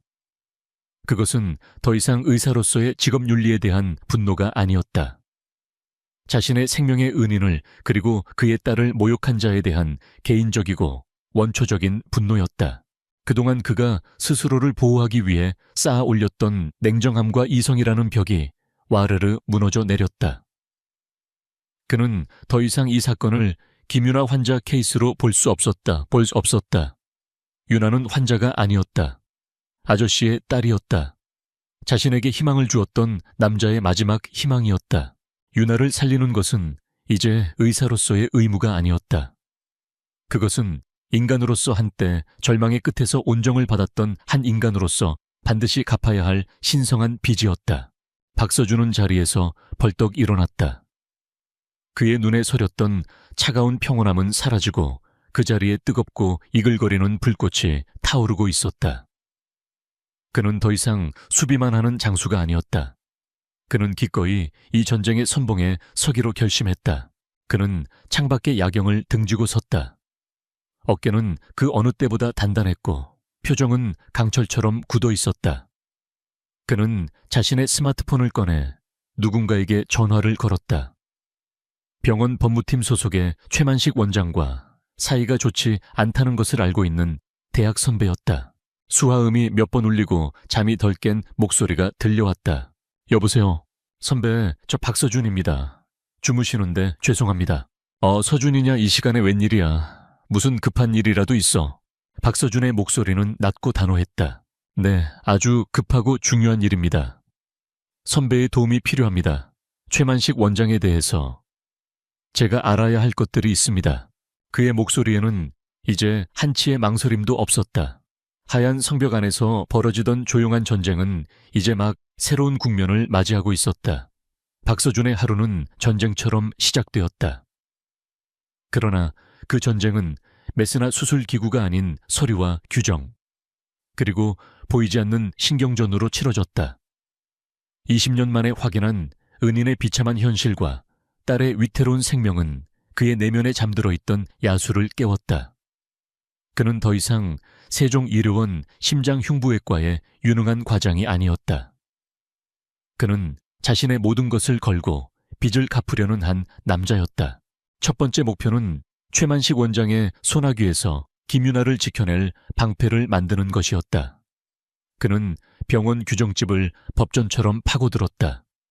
수백 페이지에 달하는 먼지 쌓인 규정들 속에서 그는 자신에게 유리한 조항들을 찾아내기 시작했다.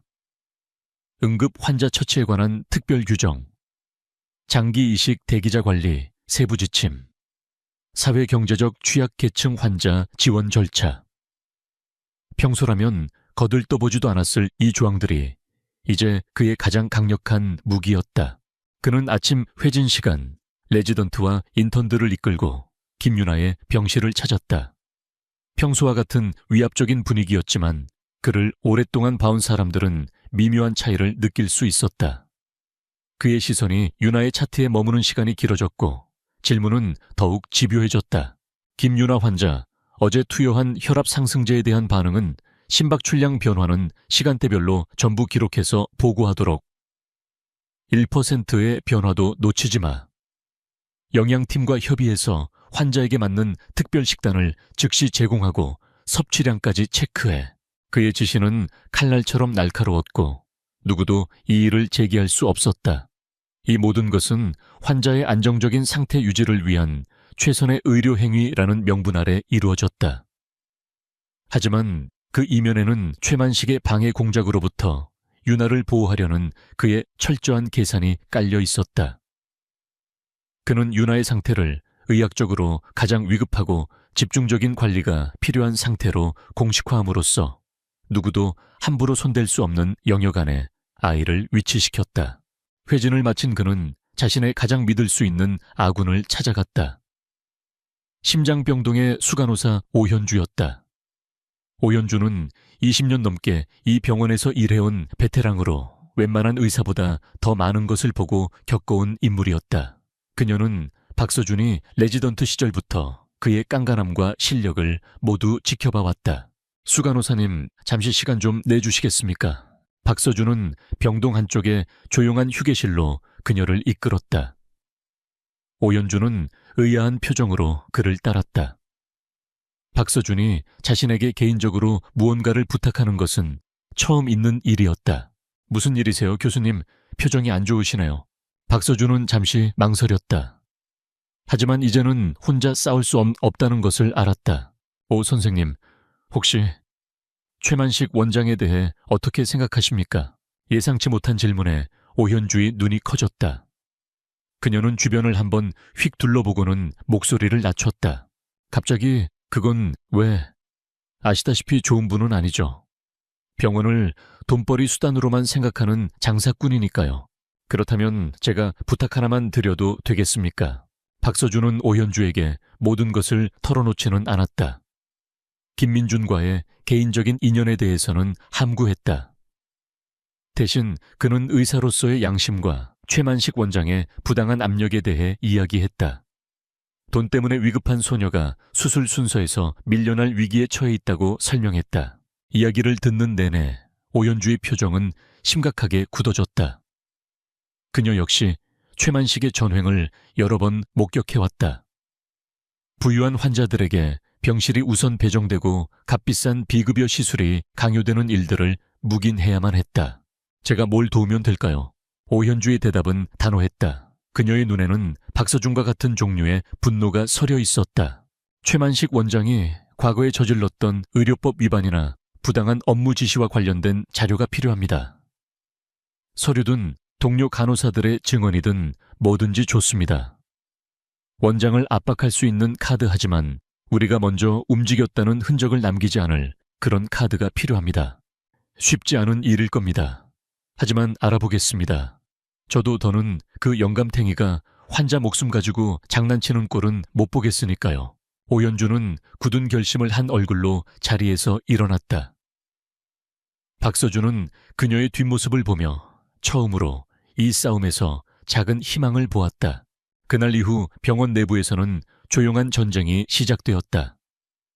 박서준은 태양그룹 아들의 수술 준비를 의도적으로 지연시켰다. 환자의 컨디션 난조를 이유로 불필요해 보이는 정밀 검사들을 추가로 지시했고, 교차 감염의 위험성을 내세워 수술실 소독 절차를 평소보다 2배 더 까다롭게 진행하도록 했다. 이 모든 것은 원칙과 규정에 근거한 것이었기에 최만식조차도 표면적으로는 그를 비난할 수 없었다. 반면 김민주는 혼란스러운 나날을 보내고 있었다. 박서준의 태도가 눈에 띄게 달라졌기 때문이다. 여전히 그는 말이 없었고 표정은 차가웠지만 그의 행동은 이전과 달랐다. 어느 날 저녁 민준이 컵라면으로 끼니를 때우고 있을 때였다. 박서준이 회진을 돌다 말고 그의 앞에 멈춰 섰다. 보호자분 식사는 제대로 하셔야 합니다. 그는 무심한 말투로 말하며 간호사를 불렀다. 여기 보호자분 직원 식당에서 식사하실 수 있도록 조치해 주세요. 제 앞으로 달아놓으시고요. 민주는 당황해서 손사래를 쳤지만 박서준은 들은 척도 않고 자리를 떠났다. 그날 이후 민주는 매일 영양균형이 잡힌 따뜻한 식사를 할 수 있었다. 또 어떤 날은 지쳐서 병실 의자에서 쪽잠을 자고 있는 그의 어깨 위로 누군가 담요를 덮어주었다. 놀라서 깨어보니 복도 저편으로 사라지는 박서준의 뒷모습이 보였다. 가장 큰 변화는 윤아에 대한 브리핑이었다. 이전에는 사무적인 용어로 짧게 상태를 전달했던 그가 이제는 민준의 눈을 보며 최대한 쉬운 말로 아이의 상태를 설명해 주었다. 아버님, 오늘 검사 결과 심장 기능이 더 나빠지지는 않았습니다. 약물 반응이 괜찮다는 긍정적인 신호입니다. 희망을 잃지 마십시오. 희망이라는 단어가 그의 입에서 나온 것은 처음이었다. 민주는 그 말을 듣는 순간 눈물이 핑 돌 뻔했다. 하지만 그는 여전히 박서준의 의도를 알 수 없었다. 왜 갑자기 친절을 베푸는 것일까? 혹시 이것이 가난한 자신을 동정하는 것일까? 아니면 더 나쁜 상황을 이야기하기 전에 주는 작은 위로 같은 것일까? 의심과 희망이 그의 마음속에서 끊임없이 충돌했다. 그는 박서준에게 감사 인사를 하려고 몇 번이나 기회를 엿봤지만 그는 늘 바빴고 다른 사람들 앞에서는 여전히 얼음처럼 차가운 의사일 뿐이었다.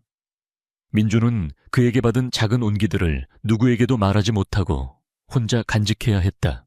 한편 최만식은 박서준의 소극적인 저항을 눈치채기 시작했다. 태양그룹 측에서는 왜 이렇게 수술 준비가 더디냐며 연일 압박을 가해왔다. 최만식은 박서준을 다시 호출했다. 박 과장, 지금 장난하는 건가? 왜 이렇게 시간을 끄는 거야? 이번에는 그의 얼굴에서 가식적인 미소조차 찾아볼 수 없었다. 원칙대로 하고 있을 뿐입니다. 환자의 안전이 최우선입니다. 태양그룹 아드님은 현재 미열이 있고 백혈구 수치가 정상 범위를 약간 벗어났습니다. 이 상태에서 무리하게 수술을 진행하는 것은 의료 과실의 위험을 높이는 일입니다. 박서준은 미리 준비해둔 데이터를 제시하며 침착하게 대응했다. 최만식은 서류를 거칠게 내던졌다. 그깟 미열 때문에 1,000억 원짜리 기부금을 날릴 셈인가. 자네 정말 내 인내심을 시험하고 있어. 저는 환자의 생명을 시험할 수는 없습니다. 박서준은 한치도 물러서지 않았다.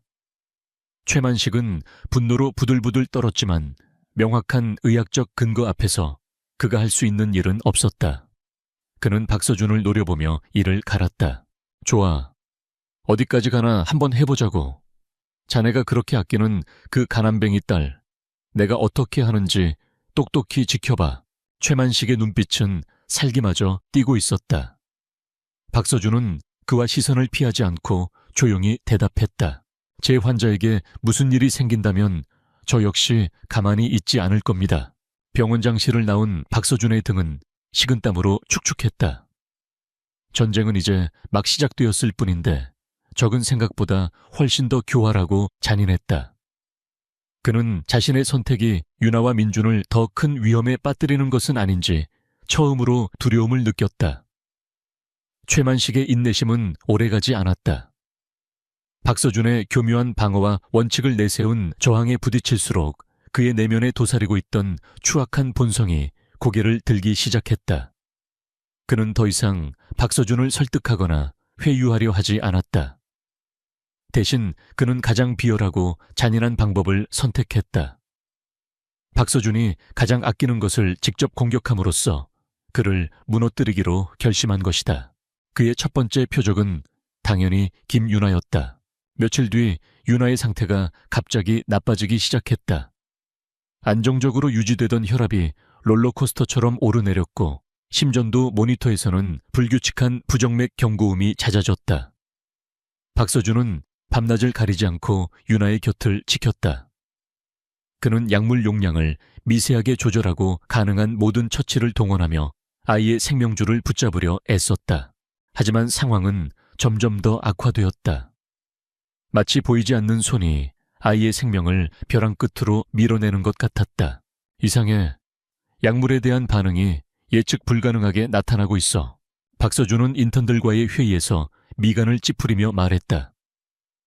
그는 윤아에게 투여되는 모든 약물의 종류와 용량 시간을 직접 체크했다.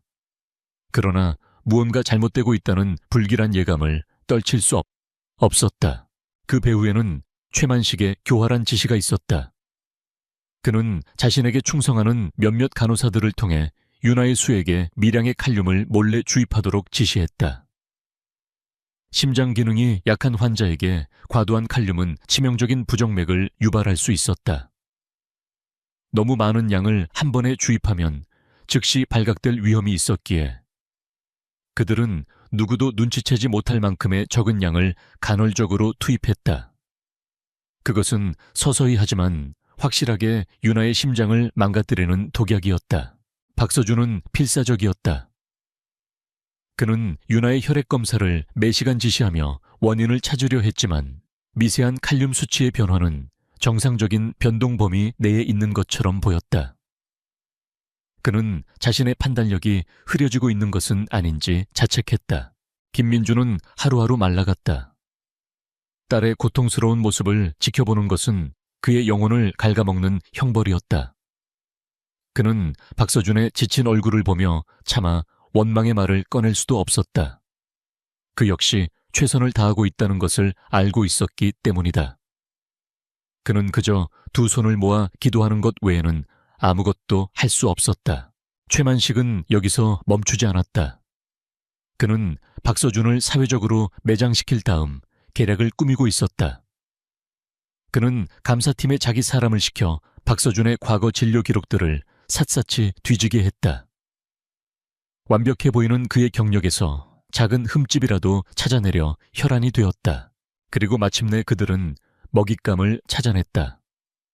2년 전 박서준이 집도했던 한 노인 환자의 케이스였다. 환자는 수술 후 합병증으로 사망했다. 당시에는 불가항력적인 상황으로 결론 났던 일이었지만 최만식은 그것을 의료 과실로 둔갑시킬 계획을 세웠다. 그는 유족 측에 접촉해 거액의 합의금을 제시하며 박서준을 상대로 의료 소송을 제기하도록 부추겼다. 박서준 교수의 오만한 판단이 당신의 아버지를 죽음으로 몰고 간 겁니다. 우리가 도와드리겠습니다. 정의를 되찾으셔야죠. 슬픔에 잠겨있던 유족은 최만식이 내민 악마의 손을 잡고 말았다. 며칠 후 병원에는 박서준의 의료 과실을 주장하는 소장이 날아들었고 언론에는 스타 의사의 오만 환자를 죽음으로 내몰았나 라는 자극적인 제목의 기사가 터져 나왔다. 병원은 발칵 뒤집혔다. 박서준은 순식간에 신의 손에서 살인 의사로 추락했다. 동료들은 그를 피하기 시작했고 복도를 지날 때마다 수군거리는 소리가 그의 등 뒤에 비수처럼 꽂혔다. 최만식은 이 기회를 놓치지 않았다. 그는 긴급 징계위원회를 소집했다. 박서준 교수는 병원의 명예를 실추시켰으며 현재 소송이 진행 중인 관계로 환자 진료에 집중하기 어렵다고 판단됩니다. 따라서 본 위원회는 박 교수의 모든 진료 및 수술 권한을 일시적으로 정지할 것을 명합니다. 징계위원회의 결정은 일사천리로 진행되었다. 그것은 사형 선고나 다름없었다. 박서준은 이제 윤아의 주치의로서 아무것도 할 수 없게 되었다. 그의 손과 발이 꽁꽁 묶여버린 것이다. 그 소식을 들은 김민주는 망연자실했다. 유일하게 믿고 의지했던 동아줄이 끊어져 버린 기분이었다. 그는 징계위원회 회의실 앞으로 달려가 문을 두드리며 소리쳤다. 말도 안 돼. 박 선생님은 그런 분이 아니십니다. 제발 우리 윤아를 포기하지 말아주세요. 하지만 그의 절규는 차가운 문에 부딪혀 공허하게 흩어질 뿐이었다. 박서준은 자신의 사무실에 홀로 앉아 있었다. 책상 위에는 정직 처분 통보서가 놓여 있었다. 그는 창밖을 내다보았다. 모든 것이 끝난 것 같았다. 그는 최만식의 교활함과 잔인함을 너무 얕보았다. 자신의 신념을 지키려 했던 대가는 너무나도 컸다. 은인의 딸을 구하기는커녕 이제 그는 아무것도 할 수 없는 무력한 존재가 되어버렸다. 그때 수간호사 오연주가 조용히 사무실로 들어왔다. 그녀의 얼굴은 분노와 슬픔으로 일그러져 있었다. 교수님, 이대로 포기하실 겁니까? 박서준은 힘없이 고개를 저었다. 내가 뭘 할 수 있겠습니까? 난 이제 의사가 아닙니다. 아니요, 당신은 의사입니다. 저 영감탱이가 무슨 짓을 하든 교수님은 이 병원에서 가장 훌륭한 의사예요. 오연주는 그의 책상 앞에 작은 USB 하나를 놓았다. 이게 좋지. 이게 뭔다너. 그동안 제가 모은 것들입니다. 최만식이 제약회사에서 리베이트를 받은 내역장비 구매 과정에서의 비리 인사 청탁 증거. 결정적인 한 방은 없지만 그의 발목을 잡기에는 충분할 겁니다. 박서준은 USB를 말없이 내려다보았다. 이것으로 최만식을 무너뜨릴 수 있을까? 설사 그렇다 해도 윤아를 살리기에는 너무 늦은 것이 아닐까? 바로 그 순간 그의 휴대폰이 미친 듯이 울렸다. 병동에서 온 긴급 호출이었다. 교수님, 김윤아 환자. 지금 심정지입니다. 박서준의 심장이 멎는 것 같았다. 그는 정직 처분도 잊은 채 미친 듯이 병실로 뛰어갔다. 병실 앞은 이미 의료진들로 아수라장이었다. 제세동기의 충전 소리와 모두 비켜라고 외치는 다급한 목소리가 뒤엉켜 있었다. 그는 인파를 헤치고 안으로 들어갔다. 윤아는 침대 위에서 미동도 없이 누워 있었고 심전도 모니터는 절망적인 일직선을 그리고 있었다. 다른 의사가 땀을 뻘뻘 흘리며 심폐소생술을 하고 있었다. 비켜! 박서준이 소리쳤다. 그는 의사를 밀치고 직접 윤아의 가슴 위에 손을 올렸다. 정직 처분 따위는 안중에도 없었다. 지금 그의 눈에는 오직 꺼져가는 작은 생명만이 보였다. 아드레날린 1mg 지금 당장 제세동기 200줄로 충전. 그의 지시에 따라 의료진들이 일사불란하게 움직였다. 그는 기계처럼 정확하고 힘차게 심장 마사지를 계속했다. 땀이 비오듯 쏟아져 그의 시야를 가렸지만 그는 멈추지 않았다. 클리어. 제세동기의 전기 충격에 윤아의 작은 몸이 허공으로 튀어 올랐다가 떨어졌다. 하지만 모니터의 일직선은 변함이 없었다. 다시 한 번의 전기 충격. 여전히 반응이 없었다. 시간은 흐르고 윤아의 뇌 손상 가능성은 점점 커지고 있었다. 김민주는 병실 문 밖에서 무너져 내리며 오열하고 있었다. 박서준의 눈에 절망이 서리는 순간이었다. 그때 그의 뇌리를 스치는 것이 있었다. 유나의 상태가 급격히 나빠지기 시작했던 그 시점, 그리고 예측 불가능했던 약물 반응. 혹시 그는 옆에 있던 간호사에게 소리쳤다. 환자 혈액 샘플. 지금 당장 전해질 검사 다시 돌려. 특히 칼륨 수치 소수점 둘째 자리까지 정확하게 체크해. 그리고 그는 포기하지 않고 다시 심장 마사지를 시작했다. 그의 머릿속은 복잡하게 돌아갔다. 만약 자신의 가설이 맞다면 최만식은 단순히 수술 순서를 바꾸는 것을 넘어 유나를 죽이려 하고 있었다. 이것은 단순한 권력 다툼이 아니라 살인 미수였다. 그의 팔이 끊어질 듯 아파왔지만 그는 멈출 수 없었다. 그는 속으로 외쳤다. 아저씨, 죄송합니다. 제가 너무 늦었습니다. 하지만 제발 한 번만 더 기회를 주세요. 그것은 신을 향한 기도가 아니었다. 20년 전 자신에게 따뜻한 국밥 한 그릇을 내주었던 한 남자를 향한 처절한 속죄의 외침이었다. 시간은 멈춘 듯 했다. 김유나의 병실 안공기는 납처럼 무거웠고 오직 박서준의 거친 숨소리와 규칙적인 심장 압박 소리만이 공간을 채우고 있었다. 그의 온몸은 땀으로 흠뻑 젖었고 팔의 근육은 비명을 질렀지만 그는 멈출 수 없었다. 그의 눈앞에는 20년 전 자신에게 희망을 주었던 한 남자의 마지막 남은 희망이 꺼져가고 있었다. 검사 결과 나왔습니다. 그때 한 인턴이 숨을 헐떡이며 검사 결과지를 들고 뛰어 들어왔다. 박서준은 압박을 멈추지 않은 채 소리쳤다. 읽어.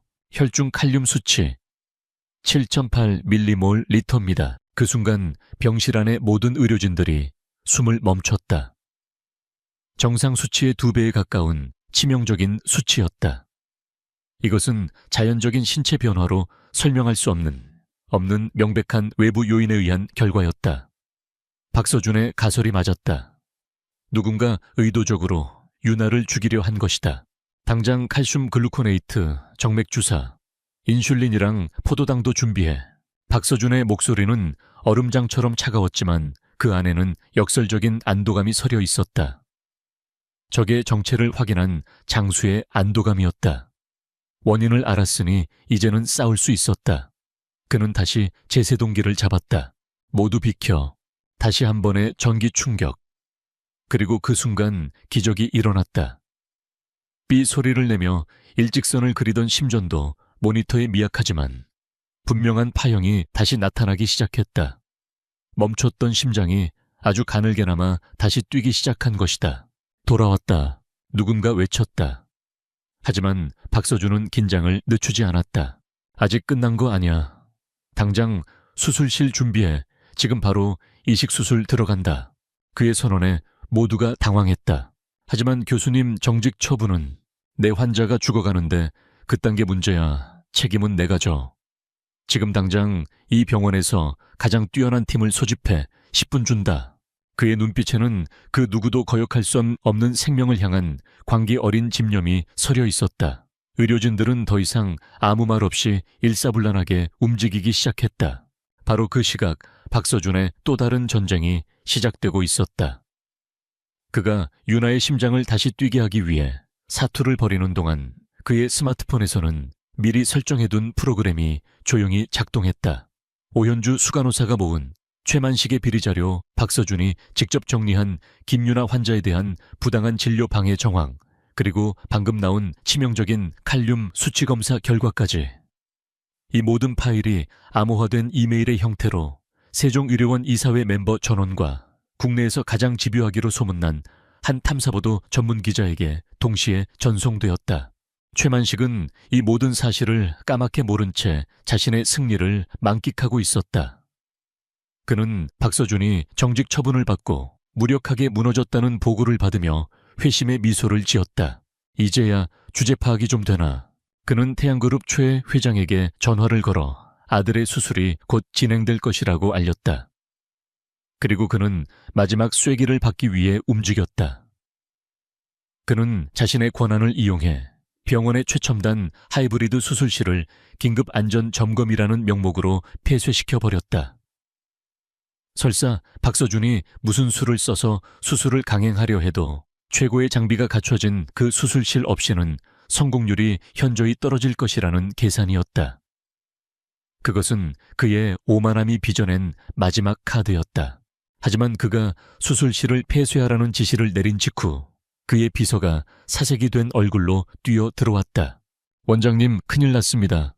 이사회에서 긴급 소집 명령이 떨어졌습니다.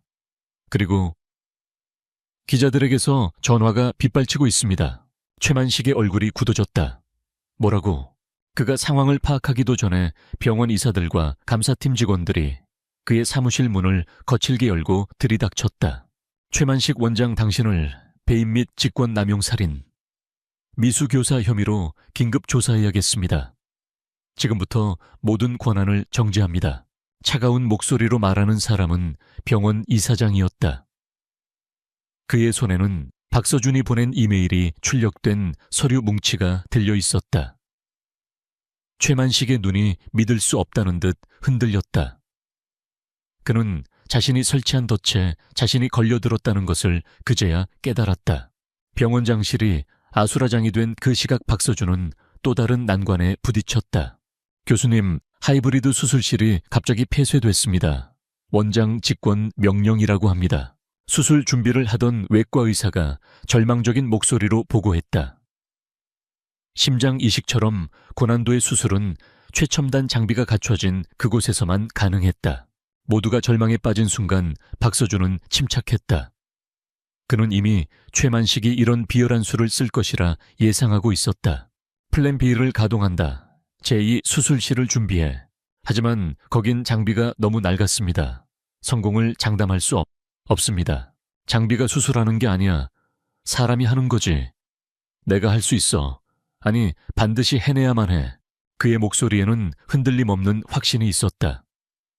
그는 수술복으로 갈아입으며 팀원들을 둘러보았다. 대한민국 최고의 드림팀이 그의 앞에 서 있었다. 그들의 눈에는 두려움이 아닌 박서준에 대한 절대적인 신뢰와 결의가 가득했다. 수술실로 향하는 복도에서 그는 문 밖에서 넋을 잃고 주저앉아 있는 김민준을 보았다. 그는 잠시 걸음을 멈추고 그의 앞에 섰다. 아버님. 김민준이 천천히 고개를 들었다. 그의 눈은 텅 비어 있었다. 제가 유나를 살리겠습니다. 그것은 위로가 아니었다. 맹세였다. 20년의 세월을 뛰어넘어 한 남자가 또 다른 남자에게 하는 목숨을 건 약속이었다. 김민준은 아무 말도 하지 못하고 그저 눈물만 흘렸다. 박서준은 수술실로 들어섰다. 수술 중이라는 붉은 등이 켜졌다.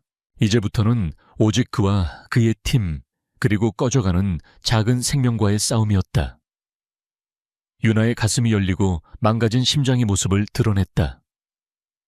풍선처럼 비대해지고 힘없이 늘어진 심장.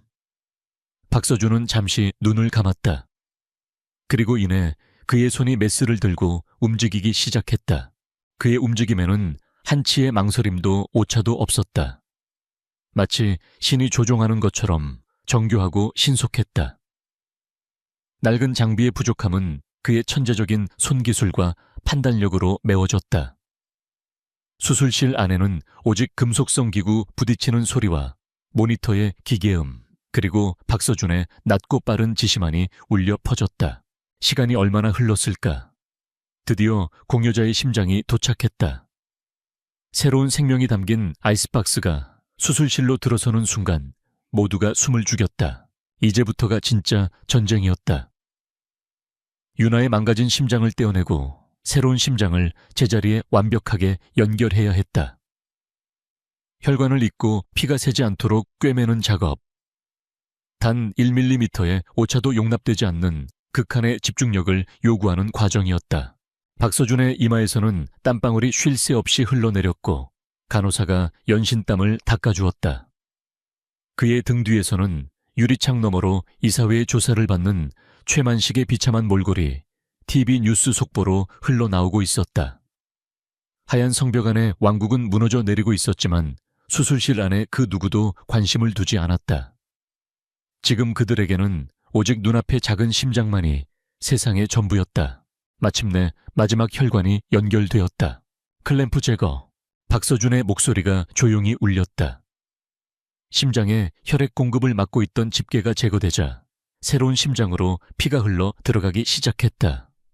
모두가 숨을 죽이고 모니터를 지켜보았다. 제발 제발 뛰어라. 잠시의 정적, 그리고 두근.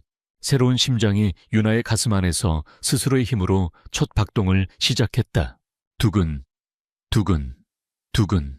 점점 더 힘차고 규칙적으로 변해가는 심장 박동 소리가 수술실 전체에 울려 퍼졌다. 그것은 세상에서 가장 아름다운 음악이었다. 와, 수술실 안에 모든 의료진들이 환호성을 터뜨렸다. 누군가는 부둥켜 안고 눈물을 흘렸다. 지난 몇 시간의 사투가 파노라마처럼 스쳐 지나갔다.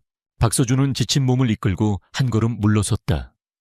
그는 힘차게 뛰고 있는 유나의 새로운 심장을 말없이 바라보았다. 그의 눈시울이 뜨거워졌다. 해냈다. 그가 해냈다. 20년 전 희망국밥 한 그릇에 담겨있던 그 빚을 그는 마침내 갚았다. 수술이 끝나고 며칠이 흘렀다. 세종의료원은 거대한 폭풍이 휩쓸고 지나간 뒤에 고요함을 되찾고 있었다. 최만식 원장은 모든 직위에서 파면되고 검찰에 구속되었다. 그의 비호 아래 부정을 저질렀던 몇몇 간부들도 줄줄이 조사를 받았다. 병원은 새로운 임시원장 체제 아래 대대적인 개혁과 자정의 움직임을 보이고 있었다. 병원의 영웅이 된 박서준은 역설적으로 조용한 시간을 보내고 있었다. 정직 처분을 어기고 수술을 강행한 것에 대한 징계위원회가 형식적으로 열렸지만 그를 비난하는 사람은 아무도 없었다. 오히려 그의 행동은 진정한 의사의 표상으로 칭송받았다. 그는 병원 측의 배려로 며칠간의 강제 휴가를 얻었다. 수년간의 긴장과 이번 사건을 겪으며 소진된 심신을 추스르라는 의미였다. 김유나는 중환자실에서 회복실로 옮겨졌다. 아이는 기적처럼 빠르게 건강을 되찾고 있었다. 창백했던 뺨에는 서서히 혈색이 돌았고 가쁜 숨소리는 고른 숨결로 바뀌었다. 아이의 가슴 안에서 힘차게 뛰고 있는 새로운 심장은 이 모든 것이 꿈이 아니라는 사실을 증명해주고 있었다. 김민주는 한시도 딸의 곁을 떠나지 않았다. 그는 잠든 딸의 얼굴을 몇 시간이고 하염없이 바라보았다. 그의 마음속에는 감사함과 경외감, 그리고 이해할 수 없는 무언가가 뒤섞여 있었다. 박서준. 그에게 그 의사는 신과 같은 존재였다. 절망의 구렁텅이에서 자신과 딸을 건져 올린 구원자. 하지만 그는 왜 자신들에게 이토록 모든 것을 걸었을까? 그의 차가운 표정 뒤에 숨겨져 있던 그 뜨거운 열정의 이유를 민주는 도무지 알 수 없었다. 어느 날 오후 햇살이 병실 안으로 따스하게 쏟아져 들어오고 있었다. 민준이 유나의 손을 잡고 꾸벅꾸벅 졸고 있을 때 누군가 조용히 병실로 들어왔다. 의사 가운이 아닌 평범한 스웨터 차림의 박서준이었다. 휴가 중임에도 불구하고 그는 매일 유나를 보러 왔다. 아버님. 그의 목소리에 민주는 화들짝 놀라며 일어섰다. 그는 허리를 굽히며 어쩔 줄 몰라 했다. 아, 선생님, 어쩐 일로? 그냥 유나 얼굴 보러 왔습니다. 많이 좋아졌네요. 박서준은 유나의 침대 옆에 놓인 의자에 조용히 앉았다. 두 사람 사이에는 어색한 침묵이 흘렀다. 먼저 침묵을 깬 것은 민준이었다. 그는 바닥에 무릎이라도 꿇을 기세로 박서준 앞에 고개를 숙였다. 선생님, 정말 감사합니다. 이야, 이 은혜를 어떻게 갚아야 할지. 제가 가진 것이라고는 아무것도 없어서. 그의 목소리가 부끄러움과 미안함으로 떨렸다. 박서준은 그의 어깨를 잡으며 그를 일으켜 세웠다. 아닙니다. 그러지 마십시오, 아버님. 박서준은 깊게 숨을 들이쉬었다. 이제는 모든 것을 말해야 할 시간이었다. 갚아야 할 사람은 아버님이 아닙니다. 바로 접니다. 민주는 이해할 수 없다는 표정으로 그를 바라보았다. 네, 그게 무슨 말씀이신지. 박서준의 눈빛이 아련하게 흔들렸다. 그는 수십 년간 굳게 닫아두었던 마음의 문을 열기 시작했다. 혹시 20년 전 서울 신림동에서 작은 국밥집을 하셨던 것을 기억하십니까? 신림동 국밥집. 그 단어에 민준의 눈이 희미하게 흔들렸다. 너무 오래전 일이었다. 장사가 잘 되지 않아 결국 문을 닫아야 했던 아픈 기억의 한 조각이었다. 가게 이름이 희망국밥이었습니다. 그 이름을 듣는 순간 민준의 동공이 커졌다. 희망국밥. 그가 아내와 함께 언젠가는 이 작은 가게를 발판 삼아 행복하게 살 수 있으리라는 희망을 담아 지었던 이름이었다. 박서준의 목소리가 조용히 이어졌다. 그때 매일 돈이 없어서 배를 굶고 다니던 의대생이 하나 있었습니다. 주머니에 동전 몇 개밖에 없던 그 학생에게 아저씨는 늘 따뜻한 국밥을 공짜로 내주셨습니다. 나중에 출세해서 갚으라면서요. 박서준은 눈시울이 붉어진 채 민준을 똑바로 바라보았다. 그 학생이 바로 접니다, 아저씨. 세상의 모든 소음이 사라졌다.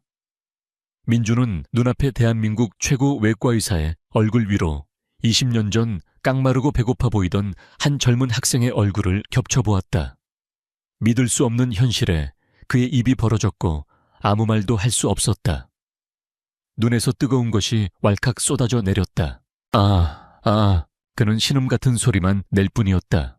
아저씨가 주신 그 국밥 한 그릇이 없었다면 저는 의사가 되지 못했을 겁니다. 세상이 너무 차갑고 힘들어서 모든 걸 포기하려고 했을 때 아저씨의 그 온기가 저를 살렸습니다. 제게 희망을 주셨습니다. 박서준 역시 눈물을 참고서 멜려 자고 있었다. 그래서 유나는 제게 단순한 환자가 아니었습니다. 제 생명의 은인의 딸이었습니다. 제가 반드시 갚아야 할 빚이었습니다. 민주는 그 자리에 주저앉아 아이처럼 어열했다. 자신이 무심코 베풀었던 작은 친절이 20년이라는 세월을 돌아 기적처럼 자신의 딸을 살려낸 것이다. 운명의 기묘한 반복과 인연의 신비로움에 그는 몸을 떨었다. 한참을 울던 민준이 겨우 고개를 들었다. 하지만 병원비는 그 큰 돈을 어떻게... 걱정 마십시오. 최만식 원장이 물러난 뒤 이사회에서 병원의 이미지를 쇄신하기 위해 가장 먼저 새희망 의료재단을 만들었습니다.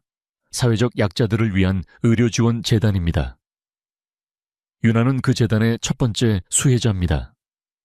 모든 병원비는 재단에서 처리될 겁니다. 그것은 박서준이 이사회에 강력하게 건의하여 얻어낸 결과였다. 두 남자는 한참 동안 말없이 평화롭게 잠든 유나의 얼굴을 내려다보았다. 20년 전의 온정과 20년 후의 기적이 하나의 고리로 연결되는 순간이었다. 더 이상 그들 사이에 의사와 보호자라는 벽은 없었다. 오직 서로에게 빚을 갚은 두 남자만이 존재할 뿐이었다. 몇 달 뒤 유나는 완전히 건강을 되찾아 퇴원했다. 병원 로비 따스한 햇살 아래 선 유나의 얼굴은 예전처럼 밝고 사랑스러웠다. 그 옆에 선 김민주는 몇 년은 젊어진 모습이었다. 세상의 모든 짐을 내려놓은 듯 그의 표정은 평온했다. 병원 심혈관 센터장으로 정식 취임한 박서준이 그들을 배웅했다. 그의 눈에는 더 이상 사람을 얼어붙게 하던 냉기가 없었다. 따뜻하고 부드러운 미소가 그의 얼굴에 자리 잡고 있었다. 아저씨, 이제 어디로 가실 겁니까? 허허, 걱정 말게. 자네 덕분에 병원 구내식당에 일자리도 얻었네. 이제부터 거기서 일하면서 유나랑 새롭게 시작해야지. 민주는 병원 측의 배려로 직원 식당의 운영관리직을 맡게 되었다.